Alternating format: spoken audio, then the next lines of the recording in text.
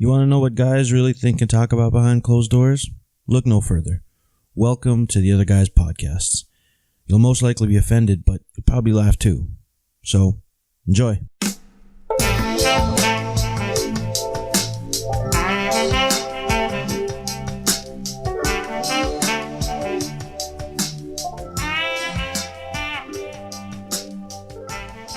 Welcome to the Other Guys Podcast. I am Kevin Hamoki, the host, and I got my guys with me. I got my other guys, and I'm another guy, and I got Kirk here. Yeah, it's true. I'm Kirk. He is here today, and I also got Murray. Hey, you know, what's going on? What's going on? Not too much, man. How have you been doing? What's your week been like? Okay, so Kirk, I've been asking you to ask more questions, but let's keep it natural. Well, I thought like the host was the question guy, so now I'm free now flow. I'm gonna probably I'm ask free. you too many questions. What did you eat for dinner tonight? Was it good? It was a portobello mushroom. Would you say that this had an effect on your life? My dinner? Like, where do you see your dinner being in the next 5 years? Healthy as fuck. No, I had a good dinner. I had a good day. Because remember we were supposed to do updates. We'll do it on the helpline, but we could do it here. But we're doing pretty good. Like, you're doing pretty good on your. Oh, my diet. Are you healthy, Kirk? Are you healthy? Yeah, I think I'm pretty healthy. I mean, like as healthy as one man who's 280 pounds can be. Yeah. So I lost a little bit of weight, and it kind of went back last week. So then I changed up my strategy, and I'm back down again. So I mean, but I kind of was down and up and then down. Right. So I think like now I should be good because I'm more focused on the overall like idea of what I'm doing. So I'm trying to eliminate all of my like sugar and carbohydrates that are extra in my diet. So basically doing a keto kind of cleanse thing. Good stuff. Murray, you a healthy guy these days? I know you vaping, but I had burgers. Yep. How many points was that? Yeah, I didn't track that one. Oh damn, those are your flex points. Hey man, dude, that's listen, you fall out like. No, I'm doing all right. I'm doing all right. I was down, and then what was it? Thanksgiving. It was Thanksgiving, right? Of course, Thanksgiving. Yeah. So yeah, that kind of blasted me for more than a couple days because of leftovers and treats, and then I was just an idiot, you know. Yeah. Because you're tired. It's like, Yeah. I made my first turkey for Thanksgiving. Really? In the microwave? No, in the oven. It was a 4-hour deal sort of thing. Yeah. It was the butterball, like not that dedicated. Well, it was the butterball roast. I know. Yeah, I've seen them. Roast with the stuffing in the middle. It wasn't that hard to do, and I was surprised it turned out like better than I thought it would be. Because I thought like it's still a turkey, so like, the chances of me fucking this up are pretty good. I think those are easier to make though. Yeah, it's just like a little than like a real bird that's sitting there. Yeah, it's like a little haggis, right? Like it's a little like round. Little. I know. I saw one. I almost bought one. They're pretty good because I was buying a turkey like the day before, and people were like, "We don't have a turkey breast." Oh yeah, because I'm not buying a whole turkey. Like that's crazy. I'm like, nah, turkey breast is good. Yeah, no, those are pretty good. But I feel like how many people did you have over though? Like, nah, just 5. Yeah, I think like I don't know. We only had like 3 people at my dinner. It was just me, my roommate, and his friend. Man. And then like at that point, I'm surprised you even did that, man. Well, we were expecting more people. That shit. Because like it wasn't like I really planned anything. I was just like my roommate was having a thing, and then like I like last minute invited people, but obviously everybody's got something going on. Hopefully, it's almost sad if they would have come. No, I don't know. Well, but I was more than willing to have people over, but I thought like, oh, like bare minimum, I'll get like a turkey sort of thing. So like I want turkey. And because I don't feel sounds like you still do. I still want turkey, yeah. Because it sounds like this affected your diet. Yeah. Well, tonight I had I had a kind of like pasta, but without pasta. Oh, that doesn't make sense. It was like so I cut up 4 bell peppers, or like red and yellow peppers, and put them in like thing of pasta sauce, like a jar of pasta sauce. I heated up in a sauce thing, And then right now in my mind, all you're eating is pasta sauce and cut up peppers. And then I made like in like a frying pan, I had like a half a pound of ground beef, and I let that cook. And then that's not good for you. And then I pounded that with that's not good for you, Kirk. I pounded that with spices and Parmesan cheese. Oh, that's horrible for you. The parm is extremely bad. And I got rid of most of the oil and I mixed it all together, and it was just like, it was pretty good. Where did the pasta enter into the equation? Well, it was more of an antipasto. So it was a meat sauce. You just had the meat sauce. I just made like a meat sauce, technically. You just ate the meat sauce. But it was like chunks of meat, so it was pretty hard. Well, he's doing keto. He's going keto, so... But it's just like what I had, because I had to make this meat, and it was like the night to make it. And this was the only thing I could think to make. Because I made like the previous time I made the similar thing was... Instead of pasta, I used... why didn't you throw in, like, zucchini noodles? Oh, no, I did the butternut squash noodles last time. I don't like butternut squash. So I did butternut squash noodles the last time, and I didn't really want to go buy more of those. Okay, and while you said the butternut squash thing, you ever been to a wedding? Yeah. Yeah. So maybe it's just me, and people out there are going to be like, here we go. Here we go. Okay, I like soup. I'm a soup guy. Italian wedding soup? No, So I'm a soup guy, and like I get it. People, you don't go to a wedding and get a delicious chicken noodle. You know what I mean? Chances are you're not going to get that shit. You're not going to get traditional soups that you really like. You know, that you might get at home or make at home or something with saffron in it. You get butternut squash soup or fucking. Oh, that's good soup though. I have that. There's nothing in it, so I have it in my. You know what? Maybe Maybe right it's now. because I've been a part of weddings. They got cheap out, and you're hungry, you're tired, you've been up since fucking God knows when. You've been up late. I could make you some right now. No, I don't want butternut squash soup. But I'm saying, and then you're basically getting to the reception, and you're looking to eat some fucking food. And then it's appetizers. Always and eat they're before, coming man. with this nonsense of this soup. There's nothing in. What's in it?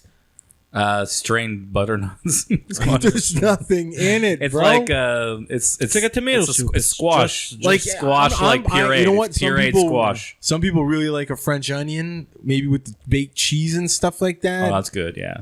Okay, but even then, I'm not a huge fan of it. What am I? Do I want it for the cheese? Take the cheese out, Kirk. Do you still want it? Because throw an onion in some hot fucking water on your stove and eat it. It's been done.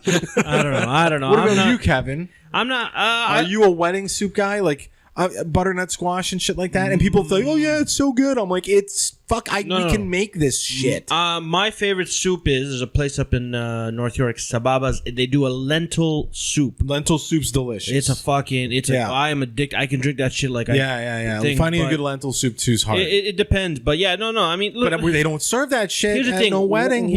Wedding food in general. I actually had a really good mulligatawny soup at a wedding once. It was pretty good. Was it a Pakistani wedding? Not even. It might have been a Pakistani guy or Indian guy who was the delicious samosa. Well, this I think his name was Suresh, but he was the caterer for my brother's wedding. So I think he made that. Shout out to Suresh. And was it on the menu or was it in his lunch bag? You know what I mean? What do you got behind over there? I was just impressed because I'm like, this is the soup from Seinfeld. Yeah, that's all I really could. I had it once. I mean, it probably wasn't even very good to me. It was more or less, I'm like, wow, I'm eating like the soup of legend. I just have a problem with going places that are supposedly going to be an experience, like either for food or a wedding. Mm-hmm. And I'm just like, okay, so this soup, I get it. Mm-hmm. It's not supposed, because like there's many courses. It's not supposed to fill you up and be hearty. It's supposed to be a flavorful entree or appetizer. Yeah. I think the worst. But to me, it's useless. I'm not a fan. Sorry, anybody who loves butternut squash, I'm not a fan. Or any of those soups that don't give you any kind of oomph. Yeah. They're not going to keep you going. What about tomato soup? You don't like that? Same similar thing. Nah, man. I used to be a tomato soup when I was a kid. Now I can't do it. Yeah, when you're little, you might get, a grilled cheese and tomato soup or something? Yeah, that's what I got, yeah. Yeah. But as an adult, no. Better get some fucking chicken corn chowder in you. I'd rather have like a chickpea soup. Yeah. Or some chili. Okay, listen, All right. soup is. But can I say something so about you guys don't care. You'll eat the anything. worst food offense in weddings, as far as I'm concerned, is when you're like after hours after the food's been done, The cake. and the cake and all that, and everyone's dancing and drinking. If they don't have some sort of plan for late night food bring to people, then I think that's a problem. Yeah. So there's no pizza order around midnight or something like that, or some sort of extra food coming. Because I've been to a couple where people the are food's getting pretty tight. But at the end, but then I've been to a couple where there is the donuts come out or other things are coming out late. My brother had a chip truck, they did poutines and stuff. They drove up and did they just, After eating a 5-course meal. It's Sarnia. yeah, this is Sarnia. This is my brother's. My brother paid for it Holy because he went shit, to a wedding. And it was him and his. That's some corn fed. They went to a wedding and they're like, oh my god, it was so amazing. There was a fry truck because in Sarnia fry trucks are the best thing. So, but then there was a fry truck and and he's like, we're gonna have that at our wedding. So after midnight, when people are really jonesing for some more, I'm like, I don't think I actually used it, but I just was like, oh, that's cool that it's there. That is, you know what? Yeah. Hot dog vendor. Yeah, it was they were doing You know what I mean? but I it was guess if it was if kind you of want to go Toronto style, maybe you get a hot dog vendor outside. Phil Kessel's going to your wedding so at that point. So. I went to a wedding. They didn't have a meal. They had they didn't just leave. They were there for a while. They had cooking stations, and it was Asian fusion kind of thing. So you would go. You're getting an Asian takeout box, individual, full of noodles and chicken or whatever they're preparing, and then you got that. But there was no meal sit down. There was no tables. Oh, There was it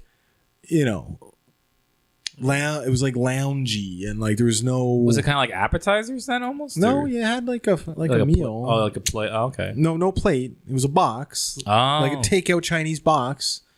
that's weird. But it was just to hold your if you got pad thai. Oh, okay. You know what I mean? Something like that to It's go. always a container. Exactly. Container, yeah. And it was. You know what? I like that. I liked it because I don't like the dinner process. You got to sit there and people talk and it's just boring and you want to get up and talk to people over at the other tables, but you can't and you're stuck talking to people maybe that you don't want to talk to at your table. Yeah. Eating this shitty soup. Anyways, okay. Let's get on to the real stuff. Sorry, tonight. Kevin, we were boring you on that. No. Listen, Kevin's I'll talk to anybody and listen, eat whatever they give me. I used to have We were talking problems about like food that. though, so that was keeping you engaged, right? No. I used to have problems like that, but I learned very early on. Listen, when you go into any of these engagements, eat before, man. Do people give chicken wings out at weddings? No, my fucking wedding will have chicken wings. Oh yeah, hell yeah! See, that's what I'm Fucking saying, right? Best man of the chicken Fucking wings people, right here. People can bring fucking trays of mac and cheese, and I want that southern. I want a southern kind of cooking kind of. All right, Yeah, I'm going to your wedding. Roadies and chicken wings. But He's gonna ride it on a motorcycle. yeah, fuck it. I don't give a alone. fuck it. With his robot bride. Listen, if it comes to that point, No, he'll yes. just deflate her, put her in the saddlebag. Yeah, easy convenient. storage. They said I should get a sidecar for her, but I could just deflate her. We could just instead. fold her up and put her in the- convenience. No, but to answer your little because we're doing the updates on thing. Yeah, how are you doing? The diet things is it's steady. But the workouts I've found my little fucking. So I've been avoiding cardio for the longest. I enjoy lifting and pumping, that's my favorite. But I've been avoiding cardio for the past couple of while because I'm fuck it, running and all that shit. But I found my little trigger, my little niche to get started. So what I do is I started doing the Stairmaster or the elliptical, but Stairmaster is where it's really killing me because I can only do a short amount of time. But to get me over the hump, what I've been doing is I've been listening to what do you call Hans Zimmer's Batman soundtrack. There's some fucking really thing, and then I basically just get really inner rage. But don't you take a lot of pre-workout as well? Well, but no, I do take pre-workout, but the thing is that helps me with the pumping part. But after You might need to listen to the song called "Kickstart My Heart" by Motley Crue. No. I used to do metal and all that shit, but Great song. Normally, because that's about Nikki Sixx having a heart attack for doing too much heroin. No. That's no. I used to listen to shit like that. Yeah, I'm just saying because you might have a heart attack from doing all that. No. I'm not saying stop working out, Kevin. Just take it easy on the pre-workout. Here's the thing. I found my little thing where I listen to the Hans Zimmer soundtrack. Mm-hmm. I'm fucking doing the Stairmaster. And I tested it out. When I did it without the music, I got like maybe 4 or 5 minutes in. I did it with the music. I got to like 15 minutes. So do you do like the same soundtrack from Batman every time, or you do different Hans Zimmers? So I got Spotify, and then I play the Dark Knight soundtrack. So it just comes up randomly. No, but I mean, like, now that you've done this, are you gonna like look for more Hans Zimmer pump up music? Like he's probably just the Batman stuff. What about like Inception music or something? No, what about Man of Steel? There's a couple of he did some really just something about listen, the Hans Zimmer The Dark Knight trilogy soundtrack, there's some fucking like he did some really good work in Germany before the 80s. It was great. I'd recommend that. Maybe. But no, listen, I got my little niche. I'm killing it on the fucking I'm working my way up on the cardio machine. Can you like just you want to get crazy, man? Just listen to Ministry. They're like heavy. Can you like hum this for me so I can and like kind of act it out? Like hum and act out so I can get an idea of what's going on, just so I can get engaged. You've seen Batman, right? Yeah, but give me like emotion, some humming. What you're doing? Like no, I'm not. Batman, here I come for you. That literally is not what's happening. I don't think Bryan Adams sang it. Yeah. There's literally no. Baby, you're all that I want. That's what you probably work out. And you're hiding in your back cave. Anyways, baby, I can't believe you're in darkness. Anyways, that's what I've been doing. I've been killing it that way. Yeah. So that's what I want to do. But anyways, I wanna dig into some stuff because I've. Do you have a story to tell us, Kevin? I do have a story. It happened. Not that I'm trying to set you up for anything here. Yeah. It happened to me. I went to a recent social gathering at a bar, and was it a straight bar? Yes, it was a straight bar. Okay. It was for a friend's birthday party, and Jesus fucking Christ! Just so people know, Kirk has a guitar in his hand. I told him he can have it tonight. It just appeared. I'm using this as an interpretation of Kevin's story. Okay, do what you need to do. But anyway, so oh my God, Jesus fucking Christ! He's gonna play like Sarah McLachlan. Yeah, probably. Okay, this is you don't know how fucking weird this is right now. Telling my story, it's like okay. So can you like back up a bit just to keep it because it's overpowering the. It sounds like it's right like maybe in there. Yeah. Like you need it's something gotta be like in the sweet spot, you know? like background like kind of meandering like Yeah. There you go. Okay. So I'm at this bar. I'm hanging out with a couple of guys, friends, and like there's different peoples there because it's a friend's birthday party, and there's different types of people over there. But I'm hanging out with the crew that I normally hang out with, and we're talking about stuff, hanging out, and then one of her friends, another person that we know, comes join in. She's, she joins our group. Just say a group of people, man. Yeah, well, yeah, but there's different types of people. You're all acquainted. Everybody knows each other. Yeah. Some people are a little tighter. Some people aren't a little as tight. I was not there. Yes. So here's the thing. Where we're hanging out, me and the guys, we normally talk about, stuff, right? Guy stuff. And, we're a little bit, just like this pod, we, no filters because we're comfortable with each other, right? So, this girl comes in, enters our conversation. All of a sudden, maybe because, I was talking about our podcast, trying to promote our shit, trying to get the word out there in the world. We eventually started talking about, I'm going to say this correctly, transgendered people and delved into that world, Sure. So yeah, we're talking about that. And the question was, and we've answered this in the pod before. The question was, if you met a chick and you're really attracted to her and you're going down on her and you find out that she's I'm just going to say transgendered woman, what are you going to do? She's hiding a little something in those pants. So, I answer it the way I normally answer it. Is that your transgender song, Kirk? Because it seems like it's disconnected from Kevin's story. Yeah. Lola. Jesus Christ. So here's the thing. we're talking about the subject. I'm being a little, aloof, comical. I'll admit, I did not say the word transgendered. I was saying tranny a lot, which I guess in today's climate is a little...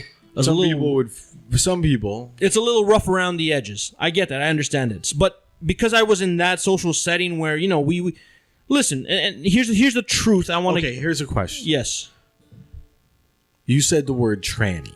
Yes, there was a lot more that went on. No, but I like the overall.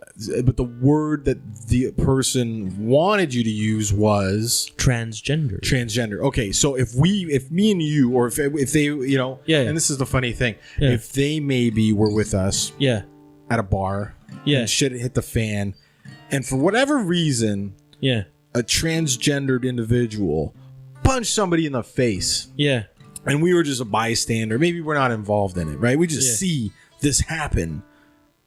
And, bouncers show up, people show up, and they're like, what the fuck happened? Who did what? Yeah. Now, in the heat of the moment, would that person, or would you, or who would say, oh, shit, it was a transgendered person punching that guy in the face? I think a lot of people be like, it was the fucking tranny. Well, in the heat of the moment, right? I think there's... Here's the thing. This is what I'm saying. No, and we'll get into that. The language used, there was no hate or intent, but to her it was inappropriate. But here's where it started to get a little bit more. Because here's the thing. I know when I'm dealing with somebody, and I'm a bit of an agitator. I like to get under people's skin, just see where this, poke and prod and see where things go. But the issue started to happen when I had another buddy with me who was a couple of drinks in, started getting really, like almost to the point, started getting really... Fun? He was basically just like shit talking about how, He's not shit talking, man. It sounds like after a few drinks, people are just like, whatever. He's loose. He was loose. Yeah, he's just like, whatever, relax. And he was have a fucking drink. And I'm sorry that I said all those things. Kirk was not. That wasn't me. There. But I wasn't invited. What I'm saying was, she in a way, she almost got ganged upon by all these people talking about it. What kind of gang? Not. It wasn't. It was a not gang. It was a gang discourse. No, it wasn't a gang. You got to be careful. Well, no. Listen. To be honest, the topic was a little bit racy. We thought that it was going to be, it was going to go. You stay at a certain level. It got out of hand. I used the word. What if she just whipped it out on the table and she was She's not a tranny. She's not. But what I'm saying, what if she was? That would be the ultimate argument winner, though. Yes, that's all I'm saying. I'm like hypothetically. I know this. I actually know this woman, and I don't think that she's a transsexual or that it matters at all to me. But it would be a great way to win an argument by just slapping your dick out on a table. Anytime anybody is slamming, whatever it is. If that happened to you or somebody and they're like, but that happened to me. Okay. They're pretty much ending that. You know what I mean? Like, I just know I could never win an argument that way. I've tried. So here's the thing. Yeah, I don't recommend doing that, Kirk. Just be like, I didn't whip my dick out. Dicks won't whip out. This one time it was because I was doing stand-up and it's at a room where they're encouraged to heckle you. And then the host of the show started making fun of me for having, red pubes because I have a red-haired man. And I was like, do you guys want to see it? And then they're like, somehow there was a chant for me to whip my dick out, basically. Was this in a club or a strip club? This is like a comedy kind of club. It's like only comedy happens in this place. And it was kind of like a funny thing, but then I was like, I really realized at a certain point, I'm like, no, everybody is cheering on this. And I'm like, how do I get out of this? Because I really don't want to show any of my pubes or anything. Like I was like, you shouldn't have volunteered. So then I just flashed them. So they like that. So you did it anyways. Well, I flashed them my boobs. Like my shirt. Oh. Yeah. And then they shut the light off and they said that was very horrid. Right. So that was too much. So I'm just kidding. So here's the thing. My little interaction with this really opened up my eyes into the whole. Like, I just didn't know that people would get very, very. Like, I don't want to use the word triggered, but I'm going to use the word triggered. But I think right now people like it. There were drinks involved and all that stuff, but and just a conversation. Obviously, shit goes off the rails or sometime, but people got in this particular situation. Somebody got offended. Mm-hmm. Somebody got whatever. But why were they offended? They were why were they offended? They were offended because of my improper use of the word. Are they a tranny? No. Did you ask them if they have very close friends that are trannies? They have friends in that community, and no. Yeah. Okay, friends like in the community, sure, but I'm saying, okay, I guess that's the thing. I'd like to know how close. But here's the thing. It's not even about. Here's the thing. She was also going up against my buddy who. I mean, he was. Okay, if I had to break it down, it was almost like she was far left and he was far right. He was like, "Fuck the tranny, I'm gonna punch that guy in the face." She's like, "You can't say that shit." Hang on, he's not just punching random trannies for no reason. In this particular situation, the setup was if a transgendered woman came up to you and convinced you that she was a woman, and you guys got down to it and found out that she had a dick, what would you do? Okay, I'll pose and this. He said he would. We've answered this before. Yeah, we've actually. Fine, Kirk. I don't agree with how took this on, but also like in the weird logic you could say. Yeah. I think how you look at the logic of it, you could say like, hey, so like in your relationship, you're your best friend, right? So you found out your best friend was a man. Now your best friend's a man. If Kevin tried to sleep with me... You're looking at relationships wrong again. No, I'm just trying. It doesn't necessarily have to be. You don't have to be best friends with who you're banging. Well, they always say or who you're dating or who you've gone out with 6 times. Saying typically you're in a relationship, it's like this, that you're like kind of like become close, best, like almost some people say best friend. That's all I'm trying to say. So then, I say somebody you want to have sex with. Sure. But then I look at it like, and then I can go like, oh, then you find out that person's a guy, and then if your friend was a guy and tried to sleep with you, would you punch him in the face? And then the answer is yes. Then what's wrong with punching this person in the face? Okay, listen, I don't want to. But then nothing's wrong. That's what I'm saying. I'm just like, there's logic. You can look at it that way versus the other way where it comes off to someone who's more sensitive. There's the more sensitive way to look at it, but I could see logic in both sides. I don't want to open up the whole transgender talk again because like we've covered this. I want to talk about how come. Like, listen, he's entitled to his opinion. No, but here's the thing: me and you, the guy. Okay, right now we're all talking about this. Your friend is entitled to that stance, though. No, and that's what I think. Even though he was inebriated, whatever, he has a voice and he wants to use it in that way. Whether he's shunned upon or not, that's the other person's call. But he is. Yeah, you're right. Like that's the thing. That's what it came down to me. I think right now he's out there gay bashing. No, and later on he apologized because he was using whatever. But here's the thing. This was not about the story or the predicament that we were talking about. This is not about the conversation. This comes down to the simple fact that I think you're too excited right now about this. You're talking very fast. I understand what he's saying, but like I look at it and I know what Kevin's trying to get to. You can't talk about shit. You can't talk about shit. But here's the thing about just that, because I've had very similar experiences, not necessarily with this. Because like I said, like I have, gay friends and, that's fine. I don't have a problem with anybody. And I might be on here and I might, use some language people don't like, but, for the most part, I'm joking around, and things like that. But there are times when people take issue with something where it's like, first of all, it doesn't concern you. You're actually not involved. Fantastic that you have friends that are part of that community or donate to that cause or whatever.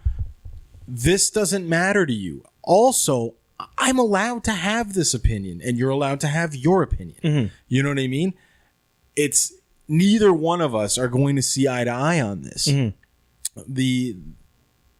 I'm getting a hockey update. The problem is that people get they're almost like you're wrong. Yeah. Like you shouldn't have that thought in your head, and it's like, why? Why can't this other guy have that, or why can't this other person think that? Why? They don't live your life. They don't do what you do. They don't have the same friends as you, and they're talking about a specific instance where, like, okay, let me give you an example, and then I'll shut up. Is if you are a guy, yes, and you met a girl, yeah. That sounds good. Right? Sounds pretty good. Sounds pretty good to me. Problem is... Yeah. you've got a long-term girlfriend. Or you've got a girlfriend. You've got a girlfriend. Okay. Won't even say long-term. You've already got a girlfriend. Yay. And you meet this girl. Perfect. You don't tell her about the girlfriend. You're acting like you're single. Okay. Right? You want to, you know, right now you're like, all right. So you're trying to, and you get the numbers and you set up a date and you go on a date. Now all of a sudden you're getting in there a little deep. You got a girlfriend and now you're actively not answering to this. So you start dating this other girl, right? Double dipping. The other girl finds out. That's personally I wouldn't, but like, okay, at this point, either one can find out. Of course. When you get punched in the face. Yes. When that happens, or get your key, or get your car keyed. But yeah, who's going to defend you? No one. So let me get this straight: the tranny who's misrepresenting themselves to a straight male, should not get punched in the face, or should still get punched in the face. However, be called transgender. By the person doing the punching. Listen. This is what I'm saying. Listen. You're getting into the... Where does it end? It doesn't end. We're still figuring out. It's 2018. Things are changing. My concern about this whole situation... Can someone answer that for me? Where does it end? Is that what they want? A punch? But listen, you transgendered. I just should not. I just think the whole like gender stuff in general has been like a box for everybody for so long, and there's always been people feeling very individual about how they feel as a person because they might say that men are stronger than women, but there's a lot of women who are stronger than me. And there's a lot of women who are who are smarter than me. Even though most of the women, and then so I'm going to say smarter, lots stronger. There's going to be a lower percentage. A lot of girls are getting. But I'm just saying everybody is different. So like 3%. I understand the whole gender thing of everybody being put in a box for so long, being men are like this, women are like that, and there is a bit of that crossover. But I think there's more and more in an age where people are individuals, and that's what matters more than the definitions. Is I think that just people have to people are coming to terms to how they feel as individual, and it's more specific than how they've been determined. But emotionally, in the past. I don't feel like a man today. Okay, I'd rather you don't refer to me as a male, even though I have all of the parts. When I commit, I'd rather not be identified as a man, although. I have all these parts, but emotionally, I just feel not like a man. Listen, right when I commit crimes of like I said all the time, like murders, I always say I was. The cops are putting out. Well, they always for a white male. But the thing is, though, when they catch me and they say, "Why did you do this murder?" I said because I had the mindset of a 3-year-old at that point in time. So I identified that way. I want to reel this so back. I can get away with it. This is not a gender talk. This is not a race talk. This comes down to this is more of a how come in 2018 I'm going to go out and I'm going to talk freely with my friends and now I'm getting persecuted for some of the things I'm saying to my friends. How come? I'll tell you. Do you want the answer? Yes, give me the answer. They're not your friends. It's not the preferred nomenclature, man. A couple of the people that you were with are your friends. The other people are not. They're not your friends, not even close. But what I'm saying is this was in a micro level of my certain situation. They're just people. But here's my thing. How what's happening now where there used to be a saying, and Murr, you remember this. There used to be a saying where sticks and stones may hurt my bones, break my bones. But words will never hurt. Right now, people are literally fucking breaking down because of words. Yes, because of entitlement. People are getting up in arms, and people are like, Kirk was telling me the other day, apparently there's comedians right now that are actually getting persecuted and actually facing charges for saying things. Oh, there's been 2 instances of that. The Human Rights Tribunal in Canada, which is like... What the Are you serious? fuck? So there was the one guy I told you about who I used to do his open mic. And as long as you're not promoting hate, though, well, there's freedom of speech, right? There was Mike Ward in Quebec because he made fun of a kid who was like a Make-A-Wish kid who was a weird and ugly kid who he thought he was going to die. Yeah. And he didn't die. He made a joke about how the kid got all this attention and money and stuff and then didn't die. and then he made kind of like he just kind of trashed the kid because he's like. So it was a shit joke. And then it wasn't even a shit joke. I think it was probably funny because he's a good comedian. But then I can see. But then where that but would then have somehow it humor got in back to the kid, and like this point, like he's 13 and he's not going anywhere. He's apparently sticking around. But he took offense to it, and then they took it to the tribunal, and the kid won, and the parent took him there. Kid won, and it was like $50,000 the guy had to pay. Jesus. The other time was a guy from Vancouver. He made fun of 2 lesbians in the crowd, and some people say that's the best joke that he ever made because he wasn't a very good comedian. Yeah. But then like somehow he got like his thing too, and he got like sued for a bunch of money by them. And they won somehow. Yeah. So now there's a precedent for just even comedians.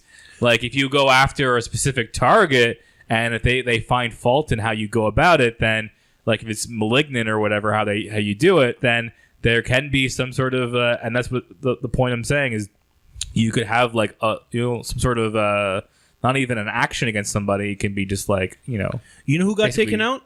Apu from The Simpsons. You hear about that? Apu is now no longer. Well, they didn't take him out. No, he's out. He's not around. No, the whole story behind that, though, right? The news is he's out. Yeah, they didn't like him because he's an Indian guy. Well, no, because it was a white guy doing an Indian voice. Well, no, there was a documentary. He convinced me he was an Indian guy. No, there was a documentary. It was like Harry Catalabole or something like that. Like he's an Indian comedian. Okay. From an American. Yeah. And his whole documentary was about like how growing up he really disliked The Simpsons for the fact that Apu was a stereotype and everyone associated Indian people with Apu, and like how he was like tormented because of that, and he felt like his people in general, like Indian Americans, were mistreated and stereotyped unfairly because of a white guy doing an Indian ripoff voice. Nobody knew he was a white guy. Well, I mean, the general public. Sorry, most people, but I don't think it's that. Like you look at it like now, it's not really that bad. That's different than what we were talking about a little bit. But no, but what I'm. But like there is, because now I don't think they're writing kind of Apu off the show this season because there's been backlash about it. There was the whole thing, and I think like even Hank Azaria, who plays Apu, has even said that like I'm willing to like pass it. Like, I'll pass it on to somebody else. Cool. Like I realize it's offended people, and I didn't really seasons of this thing. I've got some money. Yeah. Well, the thing with Apu that bothers me is I'm a big Simpsons fan. Nothing bothers me and about he's a very positive character. Yeah. He's apparently great storylines. He's like a computer scientist, a business owner. He's smart. He's got like 12 kids. Like he's got that episode where he starts wheeling a bunch of ladies. Yeah. Like he's picking up, and he's like I don't think like he's like other than like the base level of he's an Indian guy with a funny voice and a long name who runs a corner store. Other than that, I can't say there's much like so much overtly offensive about him. But I get it's all about a white guy doing the accent. But anyways, but I think like it sounded like when I first watched this thing, at least the trailer for the documentary and read about it, was that the guy was more offended by like how like this kind of like caricature or whatever of an Indian person affected him and his family and people in his community. I don't know about in America what their local quickie marts are populated by, but Korean people normally. Well, see, that's the thing, right? I mean, but we have a show, Kim's Convenience. Yeah, you know what I mean. Like, and mad stereotypical for like that dude's. I've seen that dude before. He's totally doing an accent. That's not his real voice. Exactly. But it's like okay, so it's like called acting. We know like the convenience stores are like generally Korean run. Yeah. Right. Mm-hmm. So if a show came out that had a Korean family running a convenience store, I'm not gonna have a problem. Is anybody gonna have? Are Korean people gonna go? I have a problem with this because it's kind of true. Yeah, no, the 3 convenience stores I hit every day, they're all Korean. Yep. You know, so I don't know. Well, I think like remember. As for go ahead. I remember seeing like remember Aziz Ansari had a show. I don't know if it's still on, but like he was talking about like in his first season of the one where it's like kind of this like. What was the show called? Master of None. Master of None is the first season where he was talking like he was like basically it's an episode where he's running into another actor who's also on. He has on that one episode where they're both Indian, but one guy is overtly always doing these like over the top Indian accents to get these roles as Indian guys, and he's trying to avoid it, and he's got like that like kind of like stress of like, well, they want this stereotypical like cab driver guy, but I want to play myself. I don't want to be playing like this stereotype. But then some people are kind of like doing it because it's just like how you get work in that industry, maybe. But that's kind of like what I thought about that convenience guy was like. You think that guy's probably like an actor who probably wants to just do like a regular role, but he's got to do like he wants to get paid too. Yeah, he's like got to get paid, so I got to do the like a channel my dad, or something. So okay, so here's the thing, because you brought up the thing. Here's the thing. This is kind of going back to the like my conversation is that we're good. My just fucking Christ, working with Kirk is no. Here's my thing. I thought your mic was tipping over. I was worried about it. No, it's good. I'm good, Kirk. I'm always on point. Here's my thing. I hope so. So the main problem that I'm sensing right now is that the truth is right now we're in a very big time of change. Things are changing fast. I mean, the other day there were only 2 genders. Now there's 78. There's 78. Back in the day, back in the day, I'm talking a little bit farther back than my time. Even, do you remember when white men used to see little black people and be like, "Hey, boy, come over here"? You can't even say that anymore. You can't say that anymore. I can understand why. But what I'm saying is progression from that, maybe only 30, 40 years ago to now, where there's so many things happening. Who knows what the right and wrong is? Who knows the rules? Race is completely a different thing because you have men and men having beef there for whatever reason.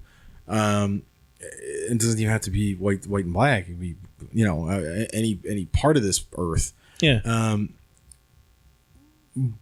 But like the gender stuff, it transcends. Well, right race. now, Kevin, it transcends location. There's only 2 genders. Change my mind. I'm good. I don't give a shit. Please. To be honest. I really don't. I'm Ben Shapiro. I actually don't. Please. I really change don't. my mind. This whole, I don't really give a shit. What's between your legs? That's my. I thought you did. Why aren't you caring about what's between my legs? No. Literally, I've been like, honestly, with the conversation I had last week and with the shit that's on social media, I really don't give a fuck. Well, I read a thing about there's 3 types of conversations you're going to have with people, or 3 types of people. Okay. One is you're going to talk to somebody and you're going to leave that conversation thinking positive things, or being like, I like that guy, or I like that girl, and I want more of that person. Yes. And you leave feeling good. Yes. Funny, like, oh, you know what? They told me a joke. People, positive uplifting, people. Positive. Oh, they told me a story. It was funny. I got a joke I feel out of The it. Rock would be like that if I ever Whatever. talked to him. But anyways. Well, yeah. I mean, we don't. They know probably him make some personally. good jokes about creatine or something. Maybe. But there's high five. So there's that type of person. Yes. Then there's the neutral, like the person that you see or you talk to, and it's like, it's like, and you leave, you're exactly the same. There's no effect on you. Probably talking about the weather. No effect. You just it just even Stevens. Even right. Just, you know what? I went into that. I don't feel tired. I don't feel, like, oh, I'm energized. I want to go shopping. Yeah. You're just done. And then the other is a drainer. Like a person who's always got that, just a fucking issue going on. I know people like that. There's always a weird thing like, oh my God, you're not going to believe what happened to me. Yep. But like, not a funny story, because a funny story could easily be an uplifting person because you're laughing with them or they laughing won't find at the them. humor in anything. But yeah, this other person is just like, and their shit is constantly just a downer, and they're a downer all the time. And it's their own doing, right? It's like, holy fuck, I'm getting evicted, but fuck, it's because I can't pay my rent. So I was fucking lost my wallet at the bar last night. You know what I mean? And it's like, holy shit. Yeah. Like, you've got a problem. But there's 3 types of people. Those are the types of people. That's it. Right? No, That's it. So who are you hanging out with? What am I like? Am I like somewhere in the middle, or am I uplifting? Am I like a drain on you, kind of? Because I do kind of like... It depends. I kind of bug you a bit. I'll be honest, and I'll just straight up say it on here and thing right now. Kirk, if I ever decide to go out and pick up girls... Yeah. With me? No. You'd be the last guy, unfortunately. Like anything else, grab wings, hang out, check out a game. Yeah. But to just come in, like... No women, though. It's... No. I'm taking moves. Oh, okay. I'm taking Murray moves. Yeah. Do what? Like, what about like all 3 of us? And I kind of like... I can't take... What about like I'm just kind of a... Like in I'm like a flank, you know. You guys are the you're up there in like the huddle, right? And I'm just kind of flanking behind you, like a wheelman. Like I'm just third man, like just trying to like like a wheelman. Like I'm like Kevin's driver. I'm the barnacle, right? No, I'm the barnacle on your ship. No, because the moment I get a question about cabin boy, cabin boy, I'm just there like the background guy to go like, you're like, well, you think like it'd be weird fucking me? Imagine fucking that guy. You know, like no, I don't know. But no, like the I'm better than that guy. Fuck. Like you're like, look at that guy. He's a total weirdo. Maybe like, that's and you don't even like say that you're friends with me. I'm just there in the background as a point out person. Like sometimes girls do that too. They'll bring the ugly friend.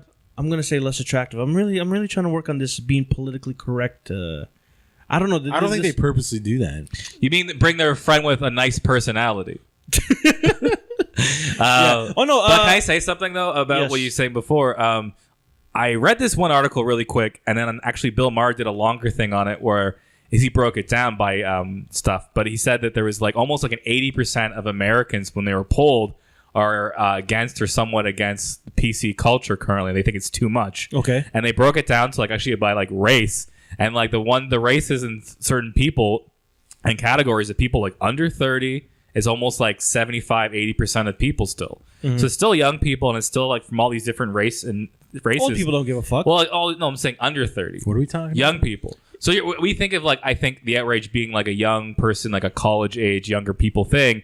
And then like, but apparently like a lot of people, like 80%, and it's across the board, almost on average, are against PC culture and like being told what they can and cannot say. Like it's too much, because there's almost like these arguments and these fights that happen are done by like a select few people that make it seem like it's a way bigger deal overall. I think that's what that whole thing was about. Yeah, there is. I've seen shit like that too. But I think that like we're at a point with society that we have to raise our kids and the future generations not to be complete fucking morons and assholes and ignorant. So there is some things like, well, you do have to have some politically correctness in them, and you have to keep it moving forward. Yeah. However, you gotta have it in check a bit, though. You I think know, what they were saying, when you can't stop, when it's like you can basically make an argument for every single thing out there. Sure, okay, it's out there, but is it out there? I don't even know. Like you said, there's like how many genders?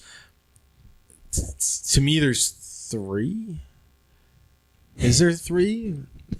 Fucking. There's a dude. There's dudes. There's like male. There's non-binary. There's shits.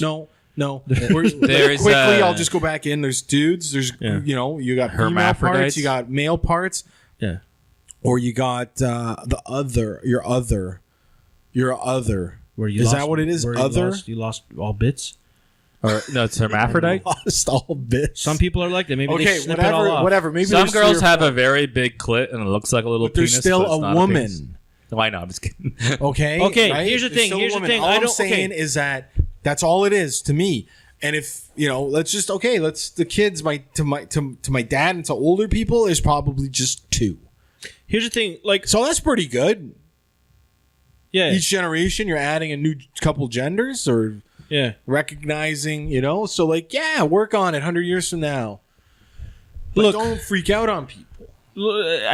Progression is slow. Look, your last generation, we're talking like, your gramps or whatever. It was okay for him to say some pretty racist shit. He grew up when he was allowed to say No, it was never okay. He was allowed to say the N-word. But it was never okay. It was socially acceptable. To the people at that were time, uneducated. At that time, ignorant the N-word people. Was proper. Okay. You realize... That's how they identified... people here, though, like where we live... Yeah, Canada. For a very long time, yeah, wouldn't tolerate that. Like, they weren't on that side. They weren't on that fence. So if somebody was to act like that, they'd be like, what did you just say?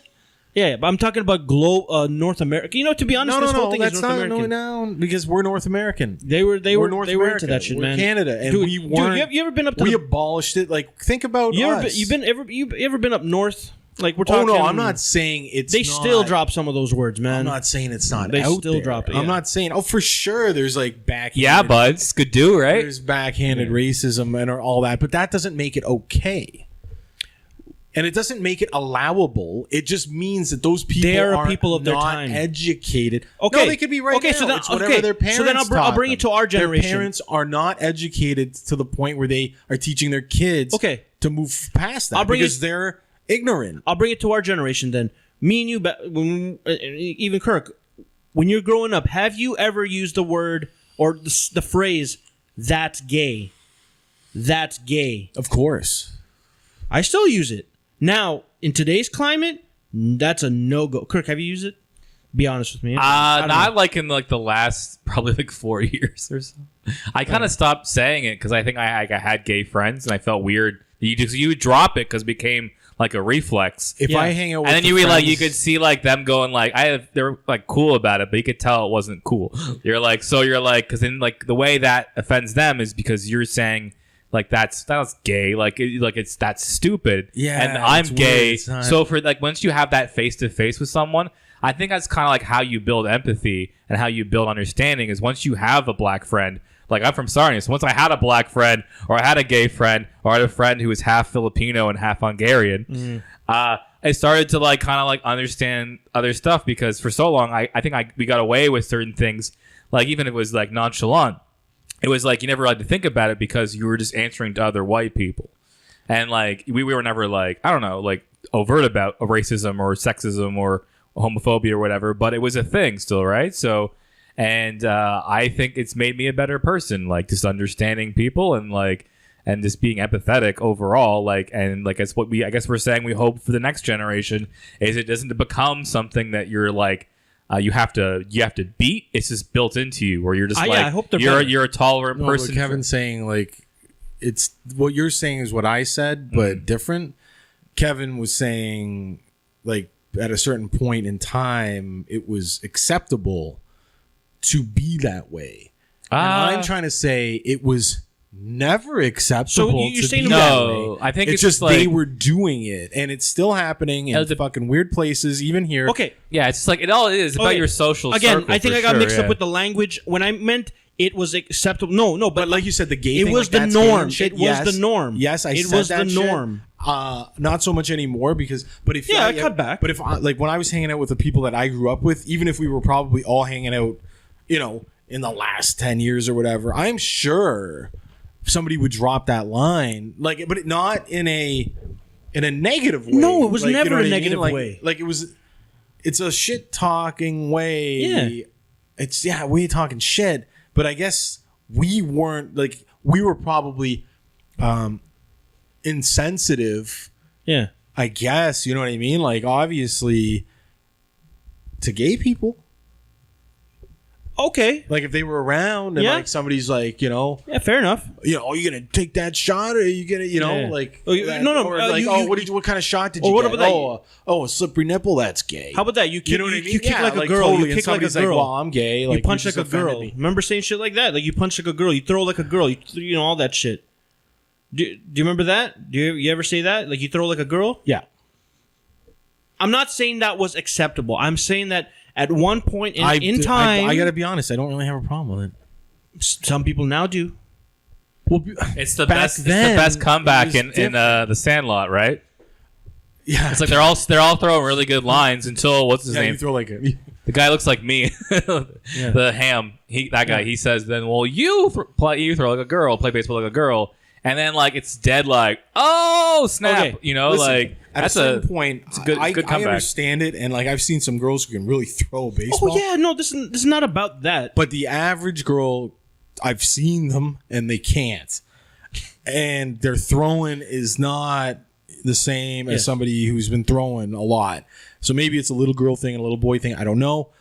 Like, maybe boys just throw more. I don't know. All I'm saying is that if I was to use it, it's like it's motivating a boy, let's say, to because what else are you gonna tell him? You throw like a weak person. Don't throw like what? What do I say? What do I say? Well, don't throw like a extremity. You can't think of shit right now. No. But here's the thing. What I'm saying is that stuff that used to be. I'm not going to say the word acceptable, but things that were the norm now you can't say that. And I hope that the next generation will eventually brings them back. No. We're doing a fag reruns. We're bringing back fag. They're going back. No. I hope eventually they progress to the point dude, I hope one day just a lot of homies running around. I hope one day, listen, that there's going to be the kids that eventually grow up. They're not going to care about whether you're black or white, or they're not going to give a shit about race. They're not going to give a shit about gender. They're just going to live their lives. Right now, people actually care about that shit. Well, I think it's because people have lived too long.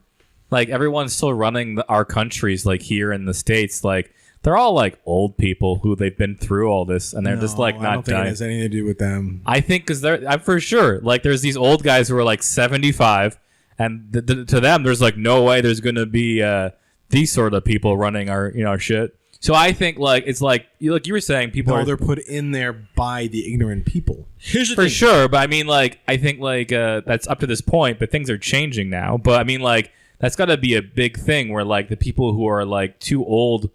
And I wouldn't say they're just sort of stuck in their own ways to want to change, and they're just been this is how I feel, and those are the people who will get voted in because guess who else votes the most? Old people. Here's the thing. Not that I'm against old people. I just think it'd be different. Right, it'd be old people, but you want to know why the other people aren't? Well, and now we have a young movement where a lot of young people vote for whatever reason. So I either education is helping. Or newer parents, you know what I mean, whose kids are hitting the voting early 20s, late teens, where you can start voting. Yeah. They did okay. I think, but there's a whole swath of a generation where people just didn't give a shit. It was Generation X, they said. They were they just didn't give a shit. It was the people well, it's going to be the way it's going to be, Billy. Well, those are all the people who were teenagers in 1991 when Nirvana was making them just go, this good music. This fucking They're world the sucks. good parents? No, I'm saying Generation X They're is the good parents. But they're the ones who are I think that they say the most, the least engaged politically. And then millennials and that makes people sense. coming up in the millennial boom, after boom, which is whatever that is, one or Y generation Z they're in right now or something, or Y. So that one and the after one is even. I don't know. So it's I think that's what I remember reading about. I'm one of those. I'm that weird one. Aren't we Generation X? No, dude, you're a millennial. You're so Generation Y technically before was called millennial. Okay, so am I a There's millennial? lots of things I've seen. Yeah, you're a millennial. But I wasn't born in 2000. No, that's not what it means. No. So what does it mean? It's from 1983 to 1984. So I'm the problem. So the beginning of it's I could have told you, you're a huge problem. Fuck me. Fuck my generation. I'm 33 and I'm still a millennial. Oh, fuck your generation too. You're almost a millennial, right? Well, no, you're on the cusp, right? People try to lump me in with the millennials, so I've had heated debates about it, and I'm yeah, and then they're look online, and then I'm but look online here, and then it says 1984 or 1986 or 1985. Then I saw they've created a new an exennial or something, which is specifically from 1978, 77, 78 to 1982 or 83. Yeah, and we're our own little generation. Yeah. Kirk, just to let people know, Kirk has some neighbors partying right now, and he's you don't like the fun downstairs? He wants to start a war right now. No, I had my foot was asleep. Yeah, Kirk, let's not start a war. I'm all Can we all just get along? Have a good time. Can we all just get along? Nobody can have a good time unless I'm in the party. I don't know. Go have a good time somewhere else. But they live here. Okay. Well, I get to make a noise complaint in 27 minutes. So wow, fucking millennial, eh? Listen, I guess it's this generation's fuck. I literally didn't know. I thought a millennial was 2000. I've been on the receiving end of the security showing up. Yeah. Neighbors knocking on doors. Yeah. It's a fucking Saturday night. It's a Saturday night. I get it. I mean, if there was kids sleeping. Yeah. Beds. Okay. Then it'd be hey. Yeah. Just Kirk has a very how can I say he's an easily triggered person. I just easily triggered by shitty techno music. If that's a thing I can be triggered by, then that's what I am. Yeah. No, I there's been a lot of times where I've triggered you. I do have a temper somewhere. Like I'm pretty cool. They teach children to hug themselves. But you have a very different type of temper. Whereas like there's been times where I've pushed you, even on this pod. There's been times where I push you, but instead of lashing out, you just fucking shut down and like you store that inner rage somewhere. You're kind of like the opposite of the Hulk, where instead of letting it out, you just like no, it's going back in. Like you store it. You store it. No, I stare away into the distance. Yeah, and I try to like go somewhere. And yeah, then, you pull yourself out of the situation. I've killed you mentally 47 times tonight. Yeah, and then I take that energy where I want to like do something, and I feel like I offload it into some sort of subspace in my brain. Right. So serenity now, insanity later. Right. Exactly. No, I don't know. I don't think. And I hope that like I can try to forget it, and then hopefully it stays forgotten, and then you just you try to So not to bring it up, but what are some of the things that do trigger? What are some of the things that annoy you? Like being on the subway, I guess. I feel always kind of like weird now because no one follows any etiquette. I've talked about that before. Yeah. But it's something I think it's because like cattle, bro. Is it millennials? No, I don't know who it is. It's just like people like not knowing where they're going, so they're in your way, or it's called society. No, but like it's in the way people. The what? It's just like in the way people. They're just like it was. They're just like the other day. It was walking like around. Okay, is that Bill Burr? That's Bill Burr. So my example is like I was waiting to get on a subway, and like it stops right. I'm at the door. I'm on this off to the side where you're supposed to be.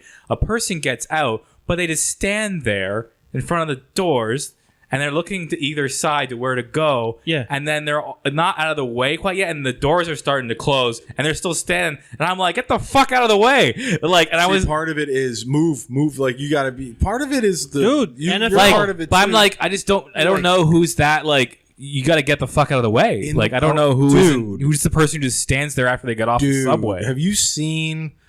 Like you're not a dumb guy, so you've seen like an IQ test result, right? For myself or in general? Okay. Yeah, and they have some high numbers for very very smart people, and then they have some very or like an SAT in the States, or you know what I mean.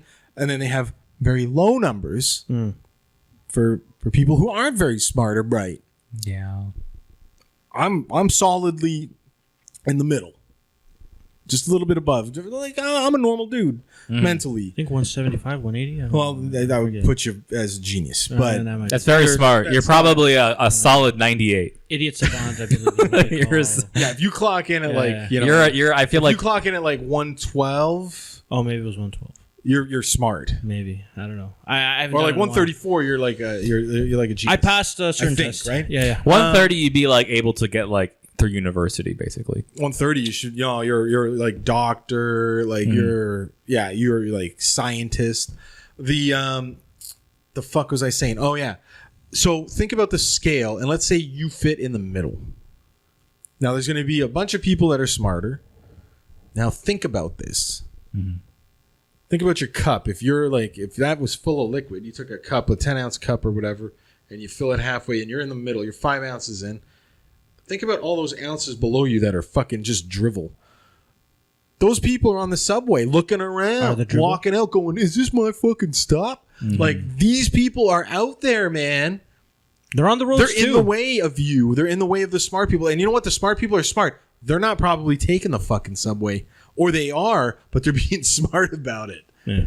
Right? No, but everywhere you go, there is going to be stupid people on the road. Like, listen, when I ride a bike... But you do the right thing. I know Yell at them and tell them to move. There's a lot of stupid people. But I think because sometimes I have that like nice person mentality, but then that's what I mean. I'm saying I got kind of pissed was because like if I just would have been like move, like not been mad. But I got to the point where I'm like I'm waiting and being like it's almost like when I'm trying to be too courteous and too nice is sometimes when it bubbles because I'm like this is how to be a nice person, and then someone just totally takes advantage of that, and then you just snap out of it because you're just like, well, I can't let this happen any further. But like, if you would have been more like basically absurd with that person, then it wouldn't have persisted. So it's like, and you wouldn't have come off as an angry weirdo. Yeah. So that's all. I totally get it. and I've been telling people all along, the city's full of idiots. People, you know what? There's people out there, and it's funny because some people think that they're smarter than others, and they might very well be, but not for everything. And so they're like, I know people, they're like, I'm fucking way smarter than that asshole. And I'm like, for some things you are, and for other things you're fucking not. Because I'm not an imbecile when it comes to my fucking scores and shit. So they're also a bit of a problem. Yeah, I feel like I could do better on a test than Kevin. But Kevin, let's say it's like a math test, right? I'll do better than you potentially. Yes, because you're a math guy. Well, I like math, I like statistics. Yes. But I feel like if it came down to where's the best soup in North York, I'll kill it. Kevin knows the answer. And that may be more in like the real world a better skill to have. Well, no, there's different. There's different. I gave you a compliment, Kevin. Take the compliment. Yes, and I'm going to throw one back at you. It's not about test scores. It's not test scores. It's about how you fucking do it. Life. You gotta life is a fucking test. Yeah. You gotta fucking know how to navigate that shit. And you just gotta learn along the way. Listen, I used to be like one of you mortals who. Who's this guy? I used to be You're pontificating now, as Larry Horowitz would say. No, I used to be one of the you TTC riding peasants. I like the subway. Otherwise, it's like I think like most times now when I'm mad at the subway, it's because I've gotten used to the people again. But then my anger now from it probably comes from when like there's some shitty thing with the actual service. Yeah, number of jumpers and the number of yeah, and like there's like but riding the rocket or riding public transit has it's not even a rocket anymore. Easier. It has never been easier.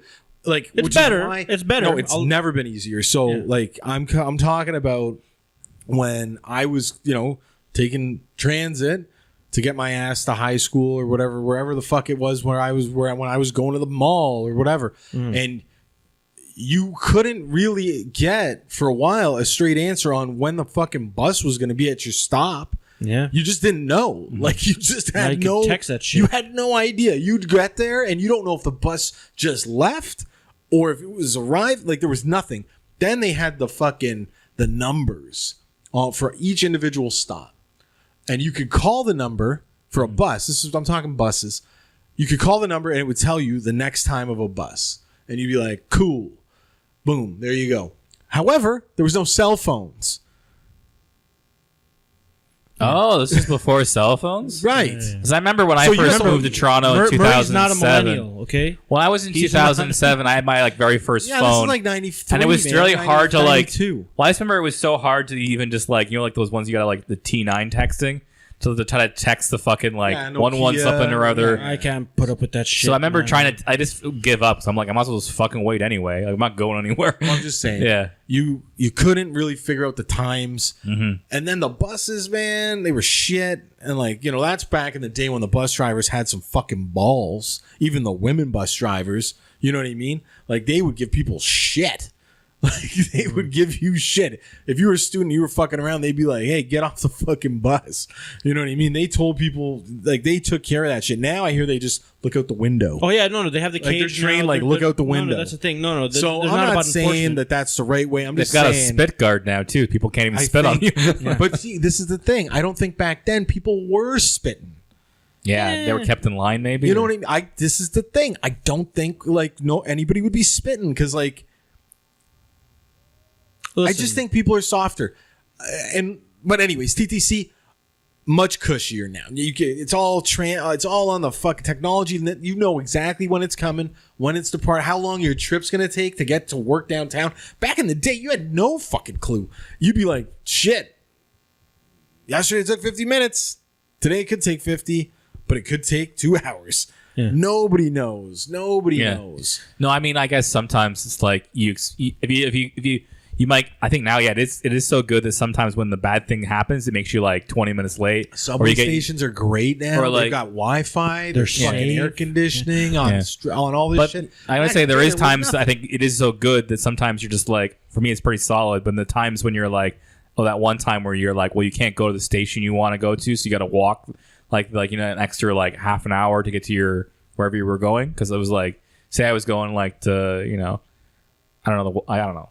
somewhere where I was trying to go to Union, but I had to get kicked off at like some other station because it was closed or something, and I got to walk. And like, and at that point, you're like, fuck them. But then there isn't much else you can do.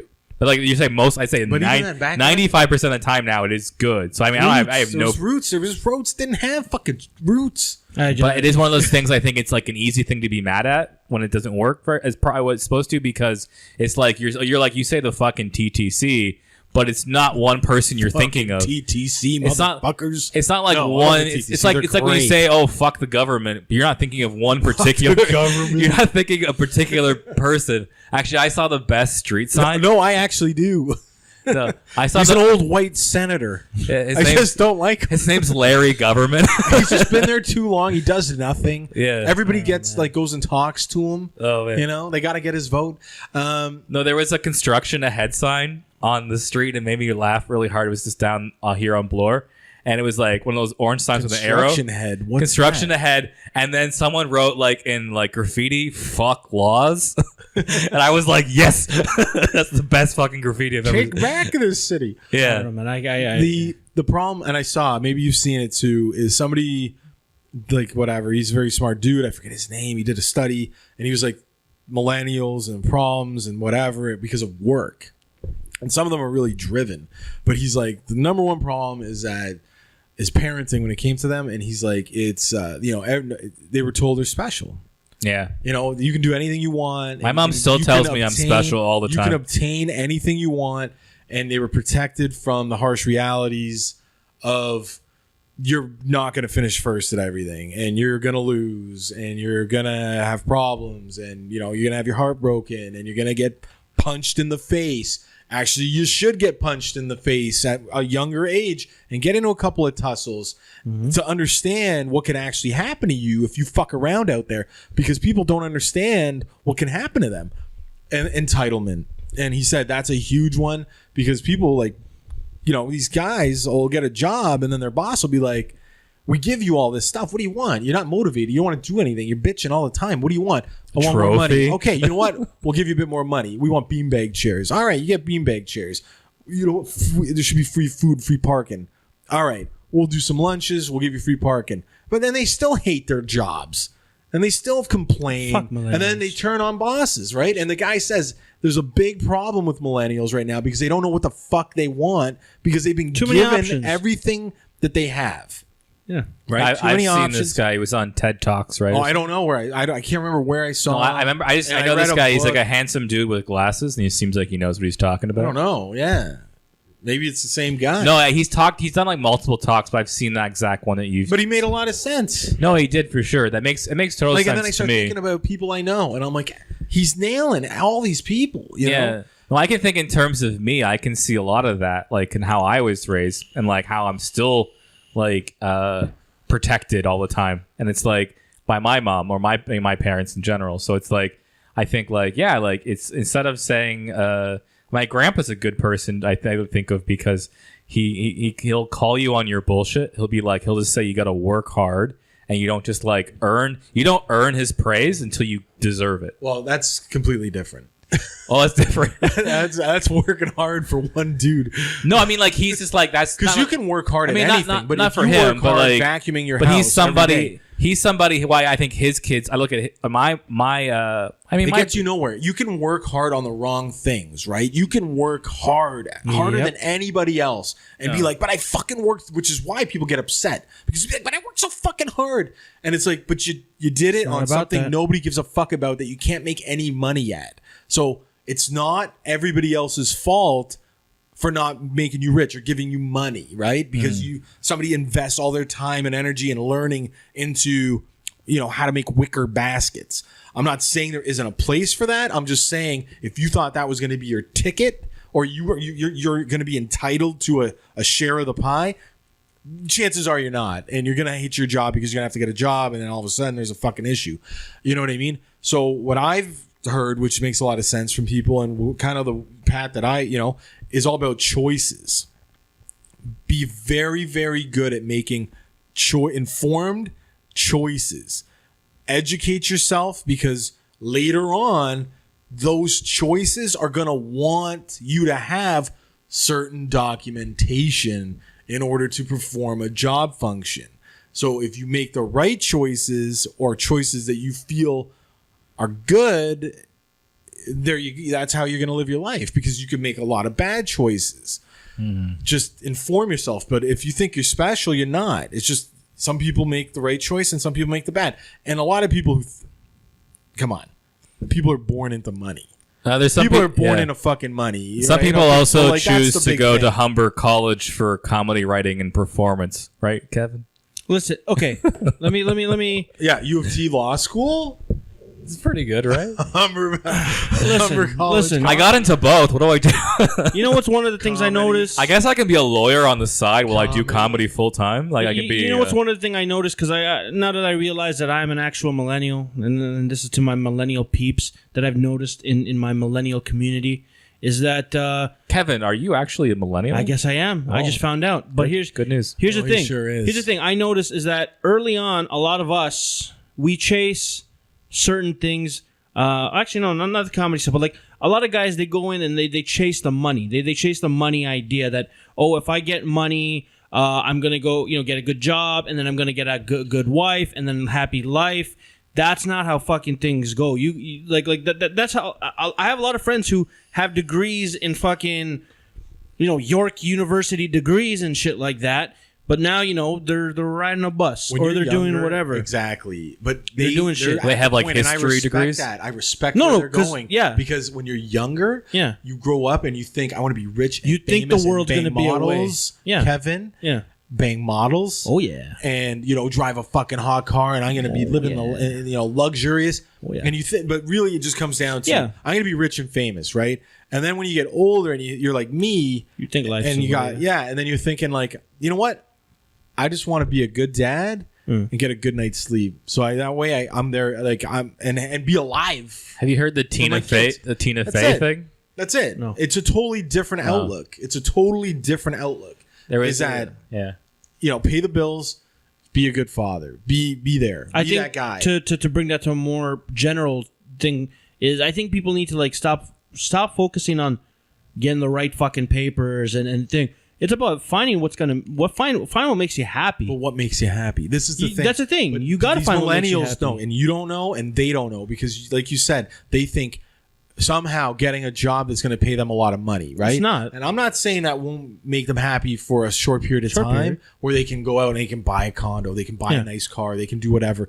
They might land a chick, but eventually there's more, right? Eventually you got to upgrade that condo. You got to get a house. You got to, we got to trade the car and get a van.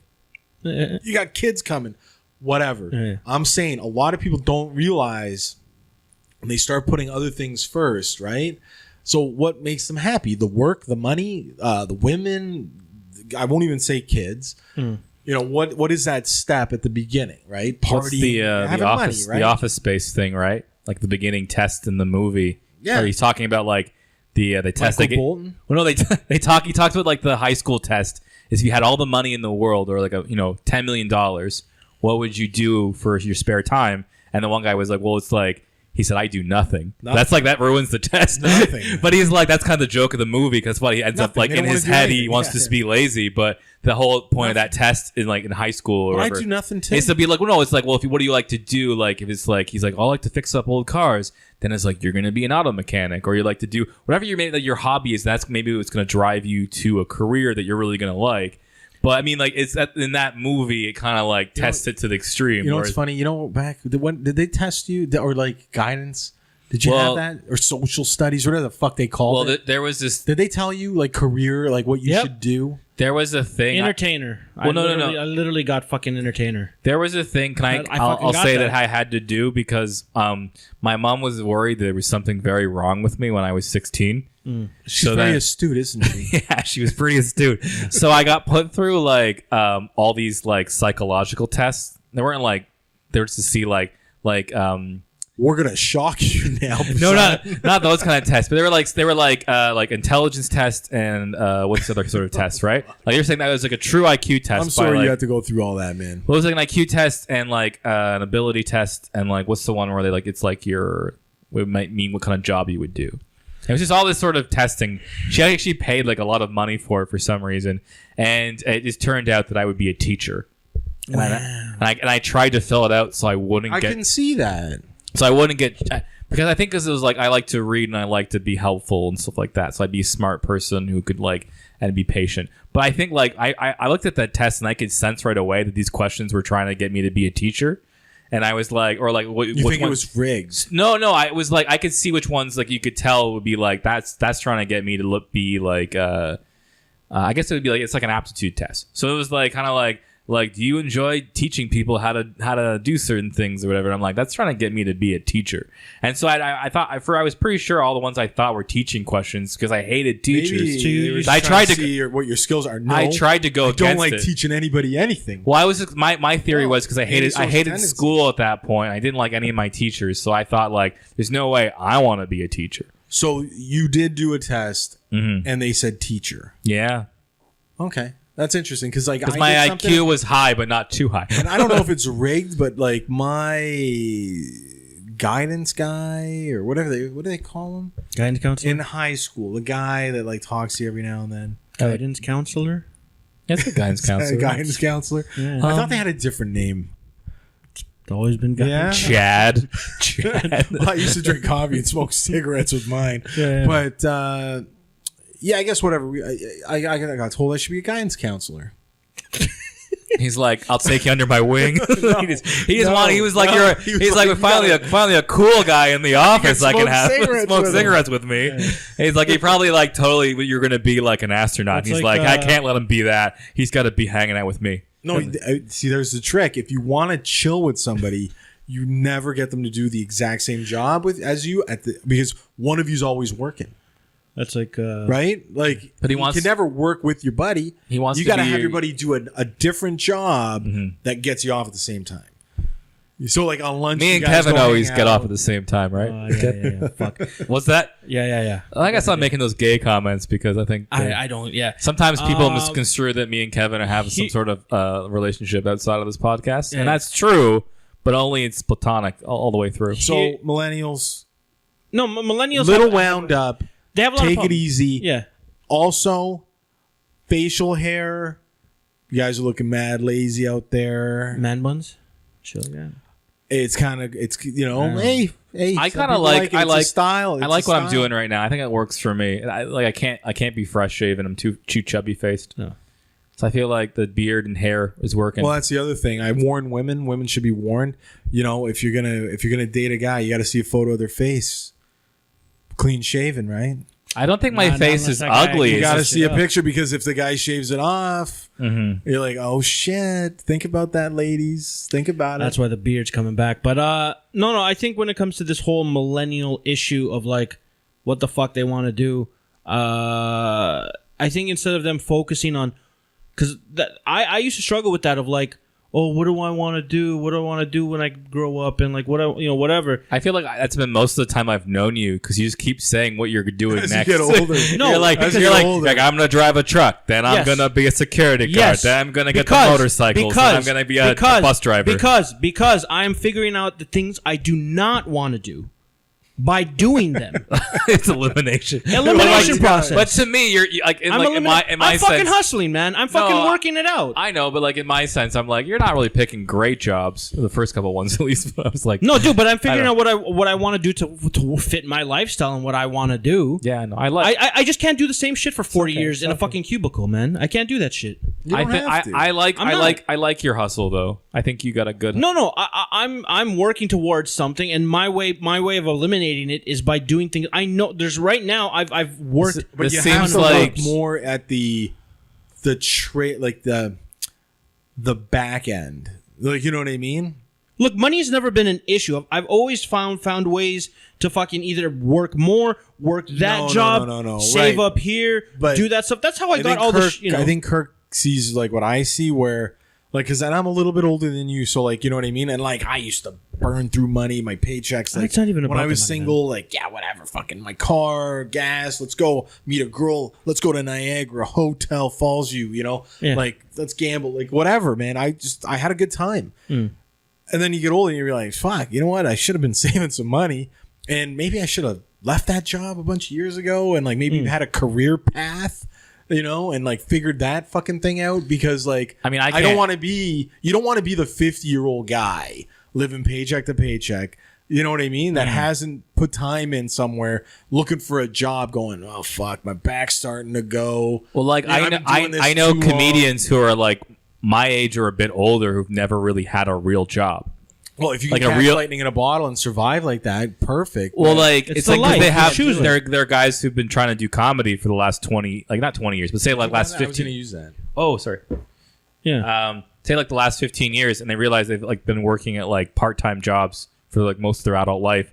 So like going in for like a big opportunity is very hard at this point, and it looks weird that their resume is so scattered. And it's like, well, like and they can't really bring their like comedy resume to like a job interview. Yeah, but that's a kind of different. like to show that like, But oh, they've made the. Remember what I talked about? Choices. oh yeah, for sure. I mean, Made choices. I'm similar in that way, but like I think like because I've had points where I'm like, oh, I've done a lot of comedy, but some of the stuff that like looks in my resume during like a really long stretch of comedy stuff doesn't like really stand out as great, because it's like, oh, I worked like, you know, as a doorman or something like that, and like I was like, I don't know, I'm just like, and for certain jobs I was applying to, I was almost like, it's almost like weird because I have to have this because otherwise there's a gap in my resume. But then like explaining it that like I did this job, this is like so I could get like comedy shows, and like it's something you don't have to get into with like a job person. So well, this is the thing, and I don't disrespect anybody for trying their hand at entertainment or comedy or acting or whatever, and they're going to do that because you never know, right? Like maybe, you know, somebody, you stick with it, and then, you know, I'm sure there's comedians that hit later on in life. I think most do, though. You know, like most people don't like want to listen. your craft. Most people don't want to listen to 20-year-olds talk about life, like how they. But I also don't like. There's that sweet spot.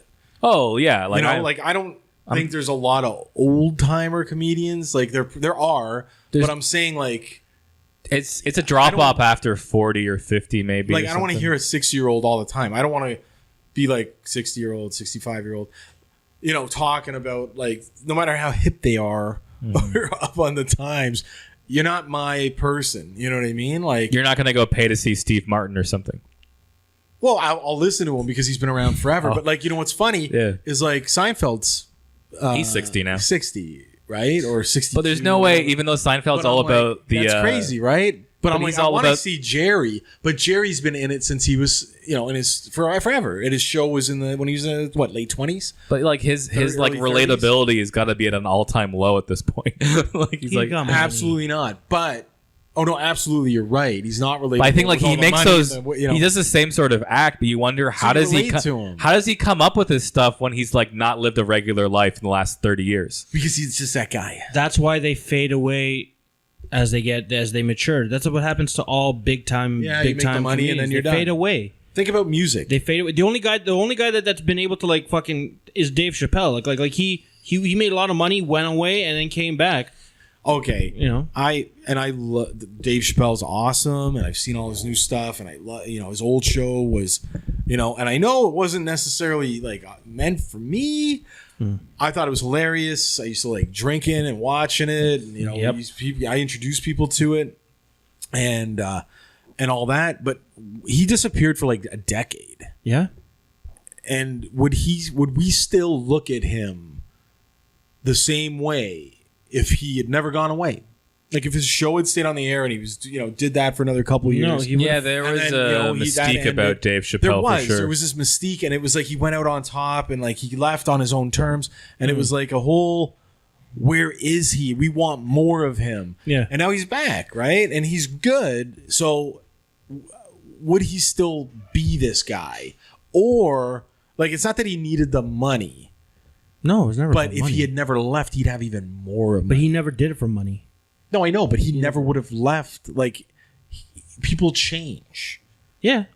You know, the hungry guy that starts out, they get fed. They're no longer hungry. Like, how many musicians, like bands, come out and they're hungry and their music's, you know, edgy and hard, or depending on what you like, right? Or, you know, they become big and they're great for like a couple of albums.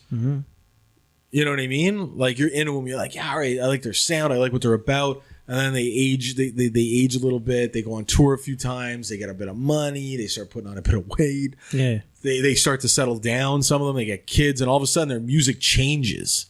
Everybody changes, yeah. Right. And I'm just saying.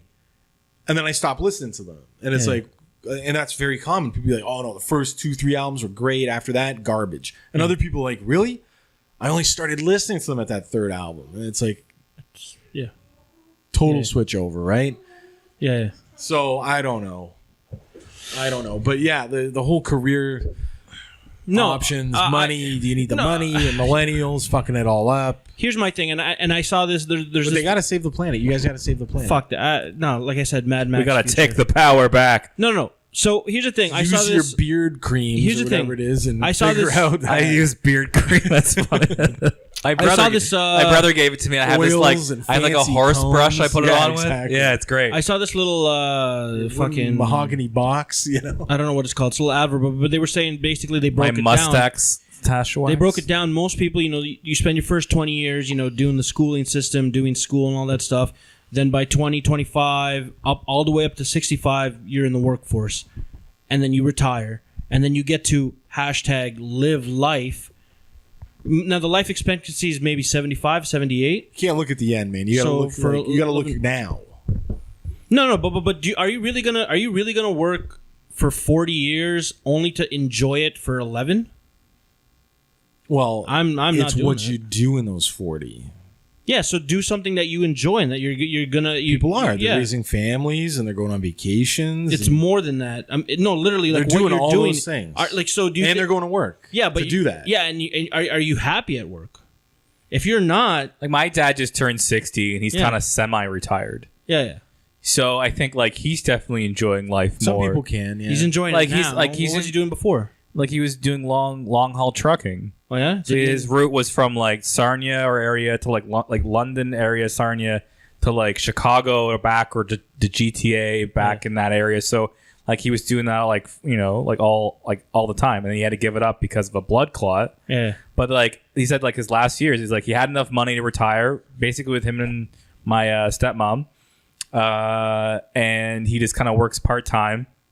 And but he's 60, so it's like he's still earlier than you normally would retire. Yeah. But now he's got like way more time to do all the stuff he wants to do. Kevin, it seems, has a problem with the fact that this is life. No, I don't. It's like slow it down. I don't believe anything. I don't believe in the system of. He likes that Oasis song, "Live Forever." Yeah. It's not even that. No, I just don't believe in that whole system of like you have to come out of school, know what you're doing. Work for 40 years. Maybe you like it, maybe you don't. And then what else would you like to do? And enjoy it. What do you mean? Oh, he's such a millennial, man. Oh my God. Do your parents believe in this? No, they're old school. They hard work and they're working. One's retired now. Not really, whatever. Like and you think your mom or your dad? My dad's retired. You think he'd like to enjoy his life a little more? Of course. How do you think you're going to help him do that? I can't help him. Of course you can. No, I can't. That's not my job. Of course it is. No. If this was back in the day and you lived on a farm. We don't live on a farm. Right, exactly, but I'm just saying, or even in the city. Yeah. Even in the city. Yeah. You'd be making life easier for your folks. That's, but it's not, no. Yes. What do you mean, me or? What do you mean easier? Easier, whatever it is. You put them in the good home. You do what you can. You do what you can. You go. You know what? Yeah. I gotta take care of my family because it's like Superman. Yeah. Sends a little money back home to mom. The son becomes the father. Blah blah blah. That's the truth, man. And like you said, somebody in your family's got to the retirement age. You think they want you around? What do you mean? Like I don't know. Oh no. When I I don't know. I'm not getting the question here. What's happening? I don't get what's happening. You want me to get old, or I don't know what's going on. No, we're talking about like reciprocating the nice things your parents have done for you by living at home. Okay. When they're retired and the future of their well-being. Yeah. Because they're like their income is now static. It's not. It's like a CPP or their retirement funds. Now you're your son. Are you expecting me to support them? No, but like in a way, like what are you doing for? I think Murray's saying, what are you doing for them? Like to pay back all the generous, nice things they've been parenting. And I'm not saying I can move stuff around. It doesn't have to be like money if you don't have money, but like could just be your time. And this is why, or grandkids. And this is where millennials, and I'm not going to single you out, but I was leading down that path. Is that because I've talked to other people and they're like, "Well, fuck, I don't know what I want to do. I might go to fucking do this and do that. And I might do this." And I'm like, "Well, where do you live?" And they're like, "Well, I live at home." And I'm like, "Okay, cool." So like, you pay rent? And they're like, well, no, not really. And I'm like, okay, so groceries, internet? Well, no, my parents cover it all. And it's like, okay, so you basically can do whatever you want to do because your parents are letting you do whatever you want to do as an adult. But they don't want you there anymore. Like, they want you gone. And so you're only doing these jobs because they're letting you, because you have money to do what you want to do. But if you had to pay rent and bills, that job would not be for you. You're going to want more. You're going to need more. So what is it that you want? Because the only reason you want these things right now is because of this situation. You know what I mean? Yeah. So you're part of that. Yeah, no, listen, I'm using the situation I'm in to my advantage. It's the reason why I bought a fucking car and a motorcycle and go on vacation. You want to try all these jobs until you find something. I've already tried multiple jobs. Somebody's already retired there. Where? At home. Yeah, one person retired. Yeah, he's living his life. Fucking. But you're there. Yeah. Get out. He's retired. He raised you. You're done. He's done. He put his time in. He wants to retire. He's not doing anything for me now. He's off the clock. He's paying the rent. No, barely. He's just doing half of it. He's still there. I pay a bit of the rent too. He's still there. Let him retire. He's retired. He can live his own life. When you're his age, you want your kid there. I don't care. I'm gonna be doing my own thing. I'm doing my own thing. You want to wear those robes with nothing underneath, right? You want to have the flashlight delivered. The Rodney Dangerfield robes. I don't know. If you want to do the cocaine, you can do whatever you want to do. Maybe without your son going, "What's up?" Listen, and I'm not giving you specifically shit for it. No. I'm saying there's a lot of people out there, and you know what? I moved back home. Okay. I moved back home. Yeah, you got to do what you got to do. I did what I had to do, and I was a late leaver, kind of, you know. But I knew when I knew when my time was. Yeah, but okay, look, the whole living situation, that's a whole different. I'm trying to simply talk about figuring out what you want to do with the rest of your life, and a lot of millennials don't know what they want to do. And I already have an inkling of what I do want to do, but before I do that, I want to make sure of the things I don't want to do, so that I don't fall into that pit. Like what do you think? You haven't worked the jobs I have. You haven't done the stuff I've done. Like I've seen what works and what doesn't, and I know what I want to do with. I know what I don't want to do, so I know what I do want to do. But you're okay. Right. Well, that's However, cool. You're saying I never want to be in an option where I'm forced to do something, where I'm forced to move into a place, where I'm forced to give up a car, or I'm forced to give up a motorcycle. Like you said, you don't want to do like locked in and be like just grinding for 40 years. Fuck that. Right. So maybe you'd be a great neurosurgeon. No. You know there are ways that you can make money and find that work-life balance. But you just dismiss that out of hand without have you investigated certain options with neurosurgery? I don't want medical. I've done. Do you want to be someone they do neurosurgery on for practice? God, fuck. It's one of those things you have to write off your list. You're like, I guess I'm never going to be someone they just do neurosurgery See, this is on. the thing. You can't say you're eliminating certain things when a lot of what you're eliminating is certain types of jobs within a certain field or certain blue collar work, right? It's not even blue collar. Maybe you'd be great at as a trader. No, because I don't. Yeah, one of those business. like Russian traders. Why? A lot of these people work from their laptops, but it doesn't interest me. Or outside sales. You could be a salesman on the road, traveling around. I'm not interested in that. So, okay. So, but you're saying you don't know what you want to do. You're trying to figure it out, but you're unwilling to actually try your skills at certain jobs. Give me an example, and I'll tell you whether sales. I've done sales before. What kind of sales? I worked at a luggage company. Worked at what do you call? I mean, the Bay was kind of a sales job. Retail. So retail. I've done retail. I don't like. So you wouldn't want to be like a traveling salesman? Nope. No, I don't. Why? Open road. Handle first. No. I visiting just clients. I don't like the interaction of convincing somebody to buy something. I don't like that interaction. It's just not my. Well, I always found like when I worked in sales, it's always good to sell something you like or you're interested in. So I always gravitated towards technology.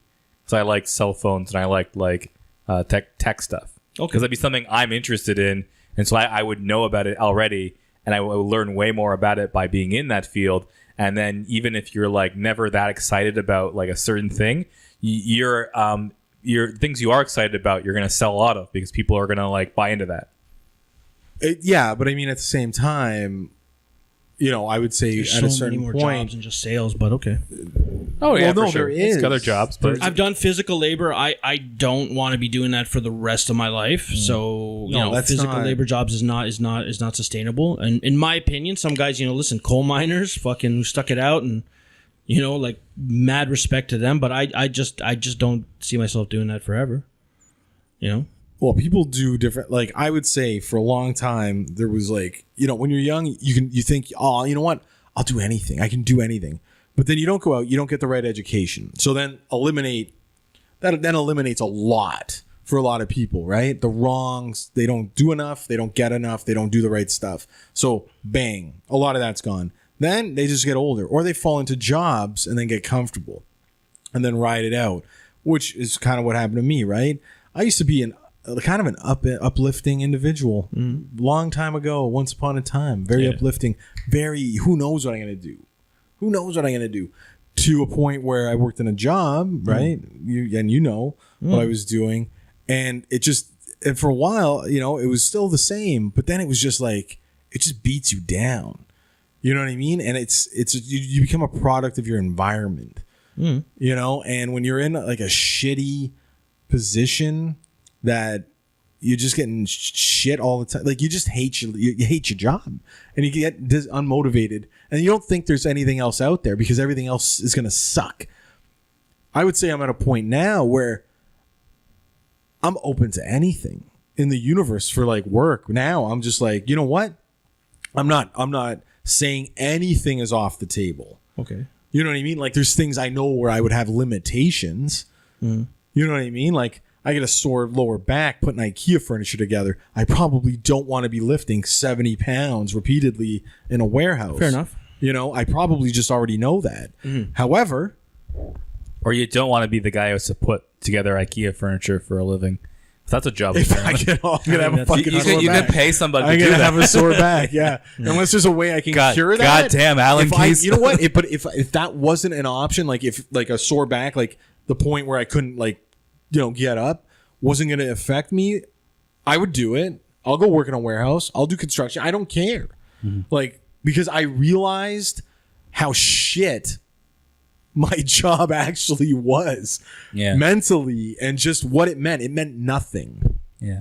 It meant nothing. And I'm not saying that my job has to make a difference, but I'm saying, you know what's funny? A construction worker, a lot of people like to look down on them.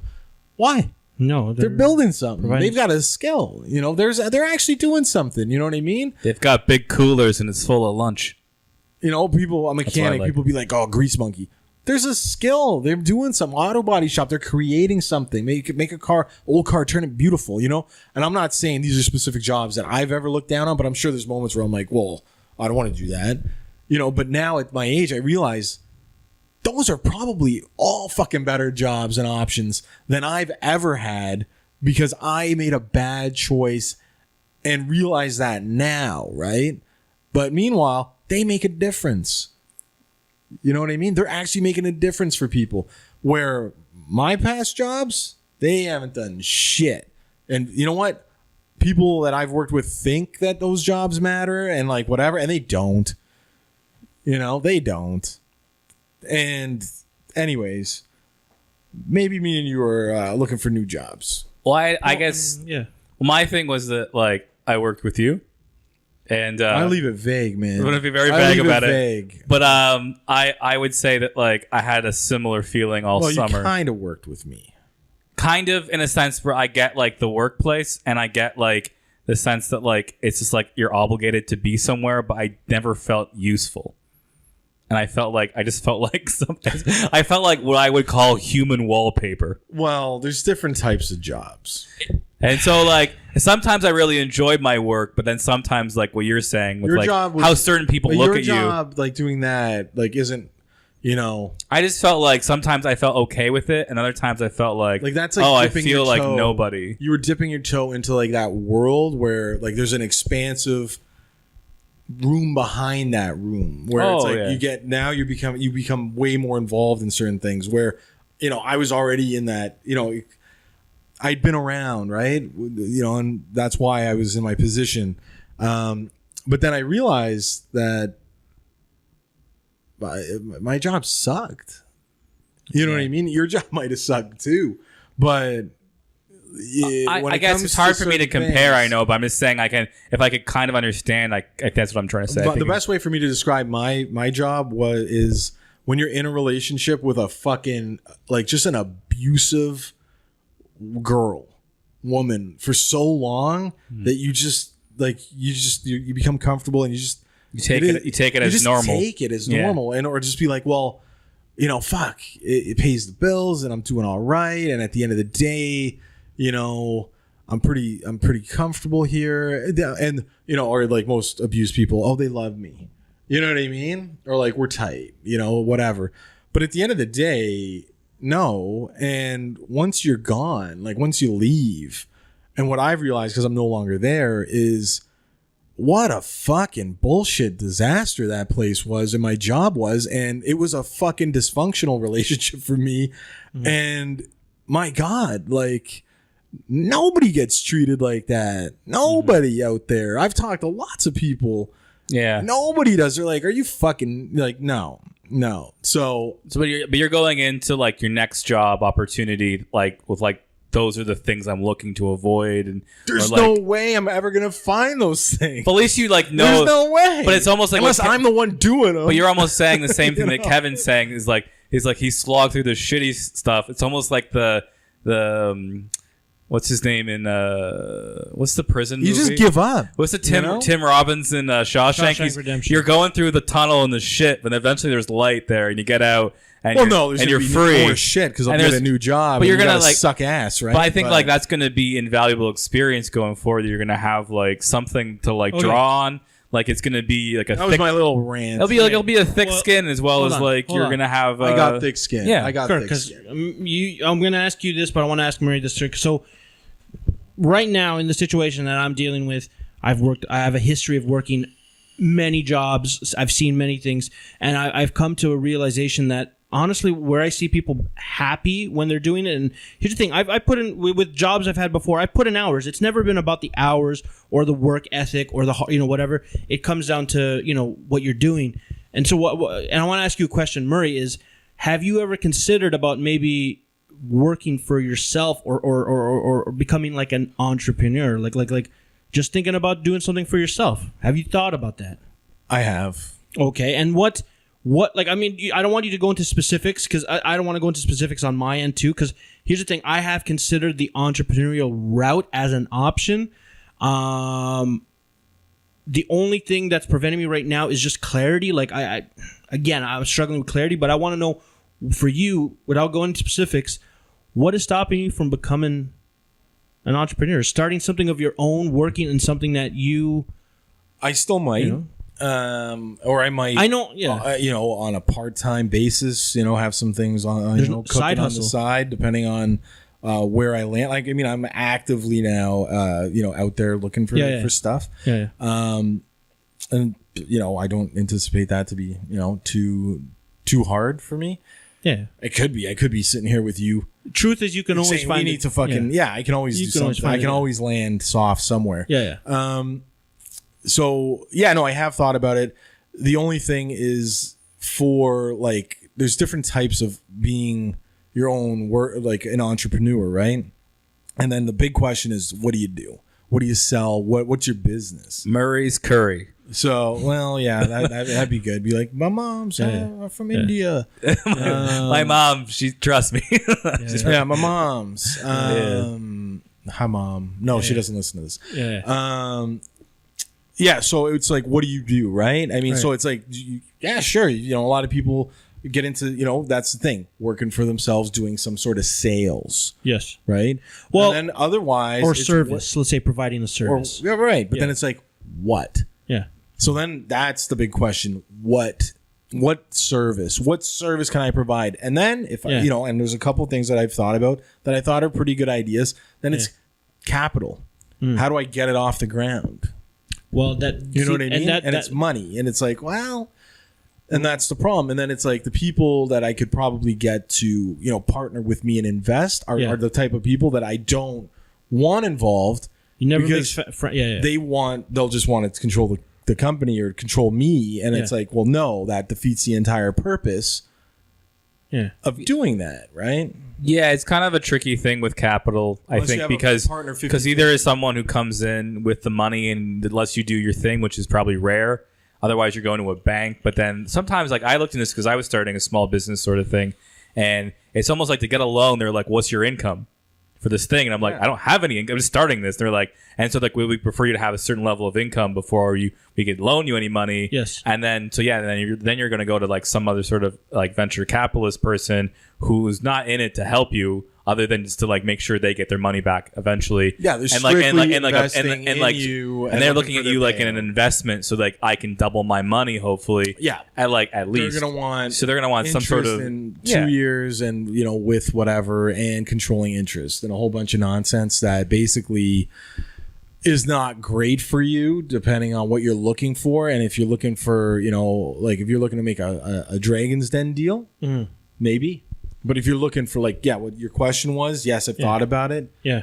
And I know you have. Yeah. What would be your business, Kevin? Tell us. I know I've been there's a couple of things. Oh, okay. You know what? I'm going to give you a gag one that I've been putting out as a joke. Yeah. But maybe you know what? And you know what? I'm going to give this idea to the listeners because maybe they'll turn it into a thing. Maybe I will. But whatever. This is more of a joke business I had. And I've talked to other people. We know people who are into this. So it was called I think it was called so it was a bakery idea, but where you do ice cream cookies, but except the cookies are laced with THC or weed, basically. So they're edibles. But the way it works is that there's little edibles and snacks like that. So when a person ordered they're custom made cookies. So it's like you've seen these places on Queen Street, like little hip little spots. People go in, they order stuff to get their cookie. But here's what you could do. You could also blaze up as well, because now it's legal and all that stuff. You blaze up before you get your cookie, and then you eat your cookie, and you're going to get... I don't know if lounges are still legal, though. Like, the people do it, but I don't know if with, like, the new laws... So you want people to get high. Then get even more high. And then order more food and order more cookies. Why not just have them get high and sell them a normal cookie? That's an option as well, but then have edibles as well. Well, here's my thing, because a lot of people be like, I don't want to get more high. I just want to have a cookie. Here's my thing. I don't really want to get into the selling straight up weed and stuff like that, but I like the idea of edibles as a because here's the thing. Why not? Do you have a problem with weed? No. Dealers? No. It's not that. I just don't find the product interesting. Like, okay, you try this blend, whatever. But the thing is, because I know I have a couple of friends who are chefs and cooks. Like, you have to be interested in the product to sell it. What if weed's worth? If it's my own business, money, man. If it's my own business, but there kind of are places somewhat similar. You're saying, like, I've been Amsterdam. No, like in Toronto, like even on Bremner Street, there's like a cafe where a lot of stuff is like you can get it laced with like THC. So there's like candy, and it's like a cafe. So there's like imagine you can do lots of sort of stuff with like cookies or pastries or whatever, because it's basically just putting the oil, it's like THC oil into anything, and you just knowing how to dose it correctly. Right, but I haven't been to this thing, but I have a couple of cook friends who are into like fine dining. Like, they create these concoctions, like they'll charge $50 for a drink kind of places. And my idea would be like to bring fine dining, but with edibles.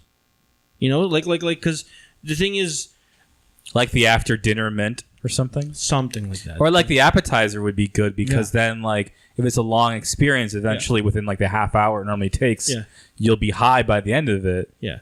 But okay. But I mean, like, it depends on the people. Like, it's almost like, I don't know, maybe now because I guess marijuana is definitely going to become more socially acceptable. Yes. So like going somewhere like into a restaurant and then just being high around a bunch of people and being in a restaurant where people are all simultaneously probably getting high at certain points, right?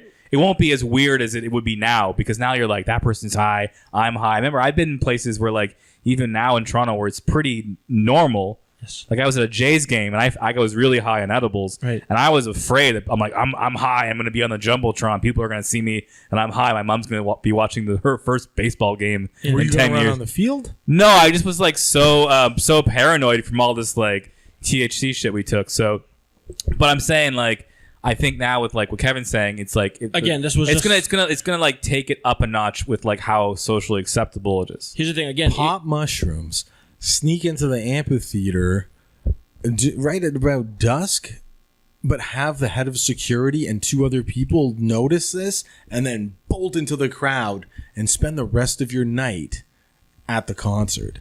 That is a trip, my friend, because your paranoia level goes through the roof. Yeah, because you're also trying to watch the show. But you're also... I would bring a wig. You're all... Well, yeah, but this just happened. And...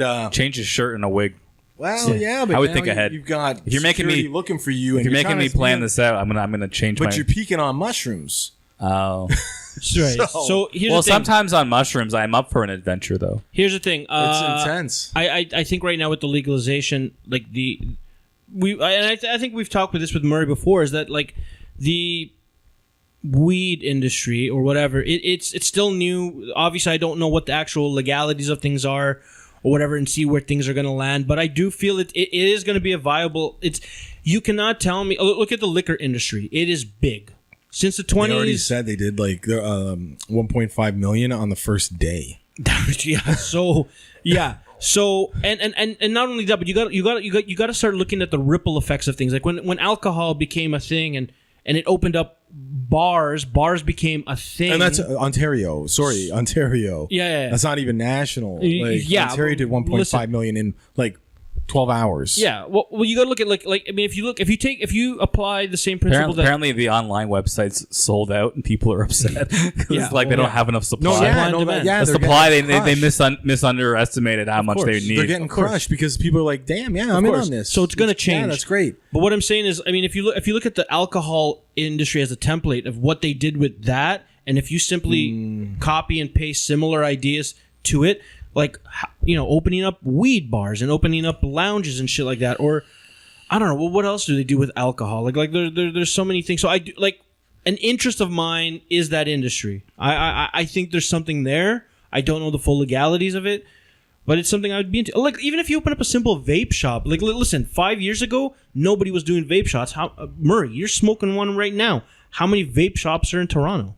They're out if there. You got they're spreading, but I mean, if you got into it, here's the thing: it's all about, you know, are they a good vape shop, or are they do the people there? Do I trust them? That's about how you run your business. You know what? It's a lot like weed, man. Yeah, because back in the day, you had to know your dealer to be like, you know what? Am I comfortable with the stuff I'm getting? Yeah, and I feel the vape shop life and vaping is the same. Yeah. Where I got to be comfortable and trust that I'm getting some legit stuff that, you know, isn't going to fuck me up. Yeah. Also, the government's in like complete control of it right now. Yeah. Right? So, but here's the thing: the government works with people. Well, no, but they're not until like the spring going to start giving licenses for any type of like what you're saying, like a cafe or a vape stuff. So it's going to be it's going to be restrictive. If anything, it's going to be similar to what the LCBO used to be like, where it wasn't a store per se. It was a window you went to and you told the guy, I want a bottle of Jack Daniels, and he went to the back and I'll take your name and and you like had to fill out like a little form and everything. So I think like hearing that to us, people who have never grown up with that sounds archaic, but like that's how it's going to be with weed everywhere. But do you not agree? And here, and it's so funny that I bring this up and argue this side even though I don't care. Well, I do, but I don't. Alcohol, like at a certain point, was you couldn't get it. right? It was around and then it was banned. Prohibition. Yep. So they banned it all over the fucking Not too place. long ago, if you think about it. Like No, not that long ago at all. 30, that's not. And then they brought it back, right? People were like, well, it's all right to be able to do that. And it's all right, sure it is. So they brought it back. And then like some areas didn't, and then eventually, most places did. But do you believe that it's almost a little too free for people to get alcohol or to just drink? And I've had this conversation where people are like, I should be able to do whatever I want to do whenever I want to do it, and nobody should be able to tell me any different, and I should be able to go to my closest convenience store and buy a bottle of Jack Daniels and sit outside and get completely or go home up the road and drink myself to death if I want to. Well, I would say I disagree. Toronto's a bit different than what I'm used to, though. Because where I'm from, there's no like after hours joints, and there's not people just cracking beers in the park. Because like it's like here, it's totally acceptable to go to like Trinity Bell. Well, it's illegal, but it's illegal, but like no one really fucking cares for the most part. Like you might get caught, but it's not a big deal. But like that would never happen where I'm from. Like there's that you would know who it was because it's that one town alcoholic or the like really drunk people who are doing that. We're going to like the family parks. Well, doing I think there's social drinking going on there, and like I'm not against that, but like I'm not saying against either. I'm just saying it's a bit different here. How do you feel about corner stores handling hard liquor and beers, whatever, like Sobeys? I don't know. I don't really care. I don't really drink very much anymore, but I think it's like I'm fine with Sobeys or of grocery stores that sell it because it's controlled. They close, but they're just doing beer and wine, though, right? They're not doing. They're doing beer and wine, yeah, and like for now, for now. But I'm more. But I think they're serious. Like they're kind of serious in those places. I'm more concerned with, Dairy Mart at the local bodega shop. That's going to be selling whatever out the door. Selling single Budweisers. No, I'm fine with the single Budweisers. I'm more concerned with them, selling a 40, a fucking, something harsh to somebody who shouldn't get it. A regular who's a little drunk, who probably an alcoholic who probably shouldn't get it. But they're like, so you're saying at the small level, the smart serve stuff doesn't kick in as well, probably because they're not too. Whereas like grocery store, you're not like the person cashing out isn't worried about how that affects them. Whereas the guy who sells it directly, they know that profit's going to them. My example is that, and like if it's controlled in any like kind of like manner by like the government, like the LCBO or a grocery store or whatever, the person who's in like there's strict ways of operating, whereas you're saying like an entrepreneur say who owns like the business and he's selling the guy the 40. He probably doesn't. The LCBO. He probably doesn't care because he's more concerned about making the sale. Perhaps, yeah, that's what I'm saying. I'm not saying everybody would be like that, but like my other thing is that like I know a guy and my buddy Colin's a great guy, and like he'll drink in a park. He doesn't give a fuck, and like but he had a problem because he's like, I want to be able to walk to the store, buy my cigarettes, buy my booze, and go home. And I'm like, cool. I'm like, but what happens? You're that guy who you go home, Leaf game's going on Saturday night, you have a few drinks, you're loving life. You're like, yeah, they won. I want to listen to some music and have some more drinks and maybe invite my neighbor over. You ran out of booze. You know what I mean? You just ran out. You're like, shit. But you're not sober. They should not sell it to you. You probably shouldn't drink anymore tonight. You know what I mean? And you've ran out of alcohol. But our society now is going to allow you to be able to get it. Even though before, the only way to do it is to go to a bar at that time. Where the bar is a lot more serious about enforcing, if they're doing it right, to say like, nah, man. Mm-hmm. You're drunk. You can't. You're done. Where somebody just goes to the corner store, is like, yeah, give me a pack of Marlboros, and I'm taking that bottle. Yeah. So I don't know. Maybe I'm old school and I'm like getting fucked up because I don't, drink like an asshole anymore. Well, the thing is, they've shown studies that apparently people are now actually drinking less as opposed to how they like. I guess the millennials might have been the last group of drinkers, but they're showing like Like oh, my generation would crush. No, your generation's 100% crushing us. We would crush you. But the next generation, I don't even. What do you call the next generation? What are they called? The kids that are like fucking doing Tide Pods. They're like the Echo Boom. Whatever they're called. Whatever, but they're generation like Z basically. Okay. Oh, delicious. They're running out of letters in the alphabet. They shouldn't have started at X. Anyways, why they start at X? They're just saying that they're showing studies right now like that generation is becoming less and less attracted to alcohol. I don't know. Maybe in our generation there was kind of that like, ooh, it's especially because I used to drink more when I was younger than I am now. But like it's like a rite of passage, but then it sort of changed. But for the kids now, I mean, they're actually getting more into like I've seen younger kids now get into like I know like younger kids that are getting into vapes before they even get into alcohol. You know what's fucked? I was at the grocery store and I saw kids walk by me and like they were young. I don't even know if they were high school. Yeah. Like there was like a guy and a girl. Maybe they were Niners. Like they looked really young. Like and fucking a whole bunch of them had braces. Yeah. And like you could tell because like it was kind of cold. Yeah. But like the girl's walking and she's got her fucking jacket like wide open. Yeah. The dude doesn't even have a jacket. I'm like, okay. And there's like 5 of them. Yeah. And you could tell it was like the cool guy, his girl, and like the friends. And he whips out a vape. Yeah. And he starts vaping. And I'm like, come on. I'm like, you know what? I shouldn't talk shit because I was. You should have said, "What's the flavor? Your mama's tit." Because I shouldn't talk shit because I was smoking probably before that age. But But you know, and I'm like, in this day and age though, and it's not a cigarette, it's the vape. Like the vape is the cool option. Yeah, because cigarettes aren't cool anymore, man. Like they're not cool. As much as I want to say, you know, like. Cigarettes aren't. It's vape nation, bro. Cool, vape. You gotta vape. Cool. No, man, they're not cool anymore, man. No, but listen, OG not smoke cool either. Smoke. I vape all the time, bros. Listen, man. When fucking smells like fucking cherry donut and fucking candy this, candy that. Kids are gonna.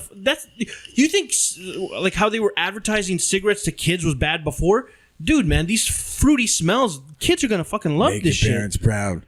Smoke Marlboro. I don't know. Next generation shit. But anyways, listen. I guess I'll go back like retro and make this vape taste like a cigarette. I have a question. Yes. So just about the marijuana thing. Yes. Because it went legal. Yes. And I saw pictures. Yes. A friend of mine, you know, she's out Newfoundland, right? Yeah. She went down there, and then I saw other photos here because like Newfoundland went legal first. Yeah.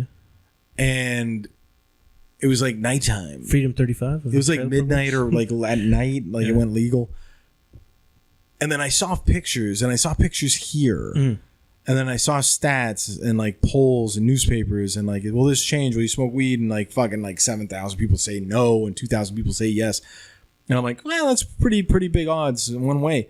But then I saw the photos of the people in the interviews on TV and everything. Mm. Now, I'm going to have people be like, you're an asshole.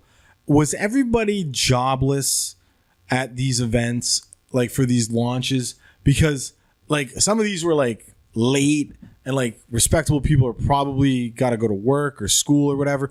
And like people, like I saw the interviews and like these people, they didn't look like they got a job. Well, dude, that's also a media ploy too, man. You there's also the media was like, like you know, woo, like support. They kind of want. There's also dudes like waiting interviewing. 2 weeks to get an Xbox, right? They're not going to show. They were in the store. They were doing the line. It's like midnight launch. You know what I mean? Like, here's everybody here, and everybody's like, homelessness. You know what I mean? Well, I think it's kind of like any kind of product launch now where people get hyped for. But like that's funnier because then like you could be on the news and your employer was like, you called in sick today, but you were the first guy in fucking line holding a bag of weed over his head like he won the heavyweight title. Yeah. But also, apparently the other problem with the ordering it now is that they say don't use your credit card because that data gets stored in like some sort of database that can be looked up by border security. Mm-hmm. So you can be like banned from going into the States because as long as they have a ban on it. Your credit card has been used for a weed purchase. Yeah, you're in some sort of database sort of function. How do you pay for weed? So it's like you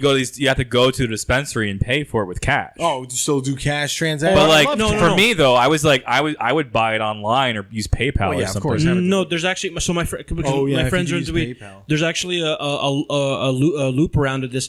Apparently, if you do something, and I don't know how you broke it down, but if you gift, it's a loophole. It's a loophole or a workaround. I don't give a fuck about language. I don't give a fuck. I don't talk about this shit. Loop around. Don't get me triggered. Anyways, here's the thing.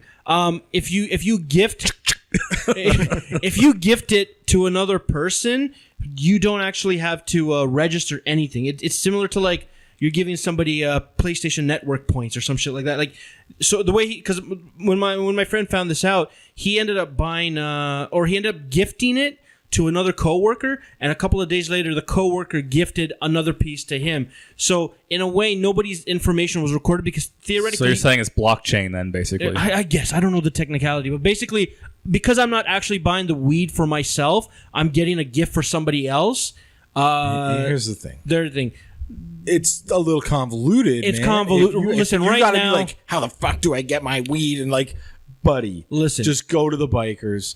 Find somebody, they'll still sell you some dope. Yeah. Find that cash money on the, go to the cash money dispensary. Khalid the intern. Get it done. Do whatever you got to do.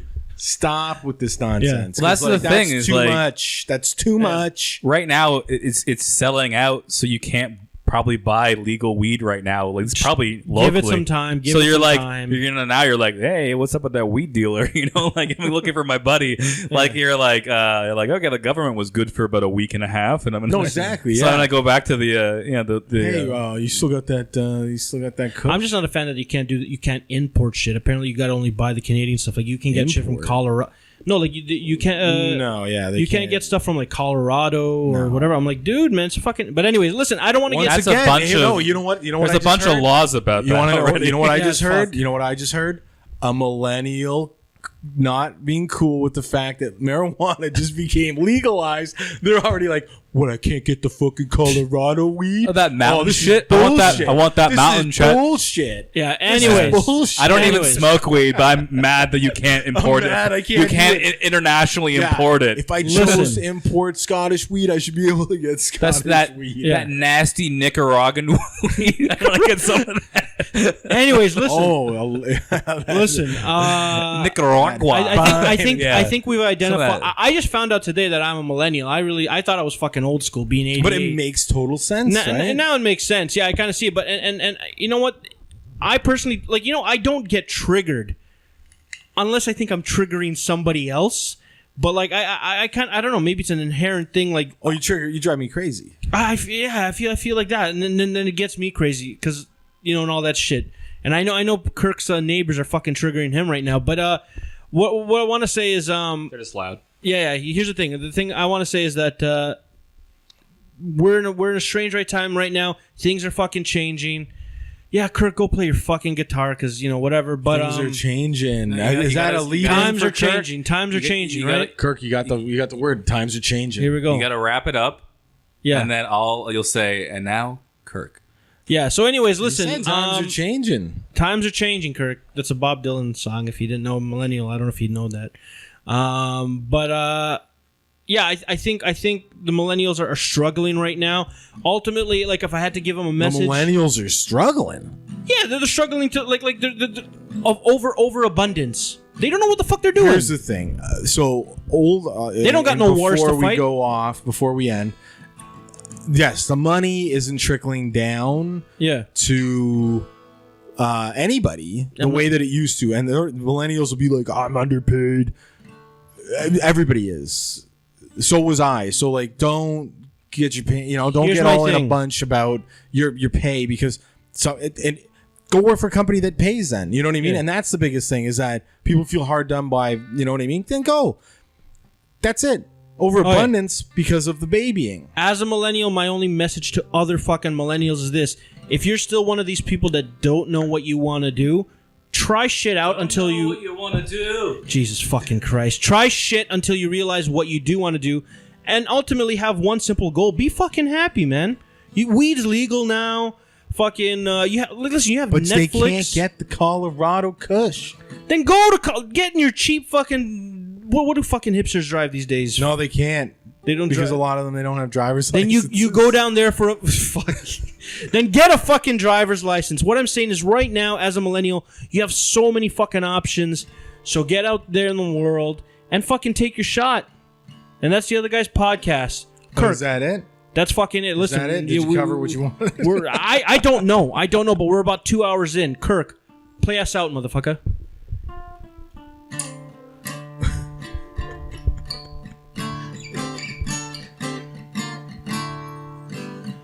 Is that good? I don't know. Just let him play.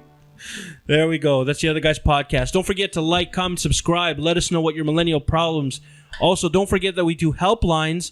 So if you're good, what are you talking about? If you're a millennial that needs help, go on our. Listen. You know how to use the YouTubes and the millennial shit. But you're a millennial, and everybody you'll say you don't need any help. Go fuck yourself. Anyway, that's the other guy's podcast. Bye.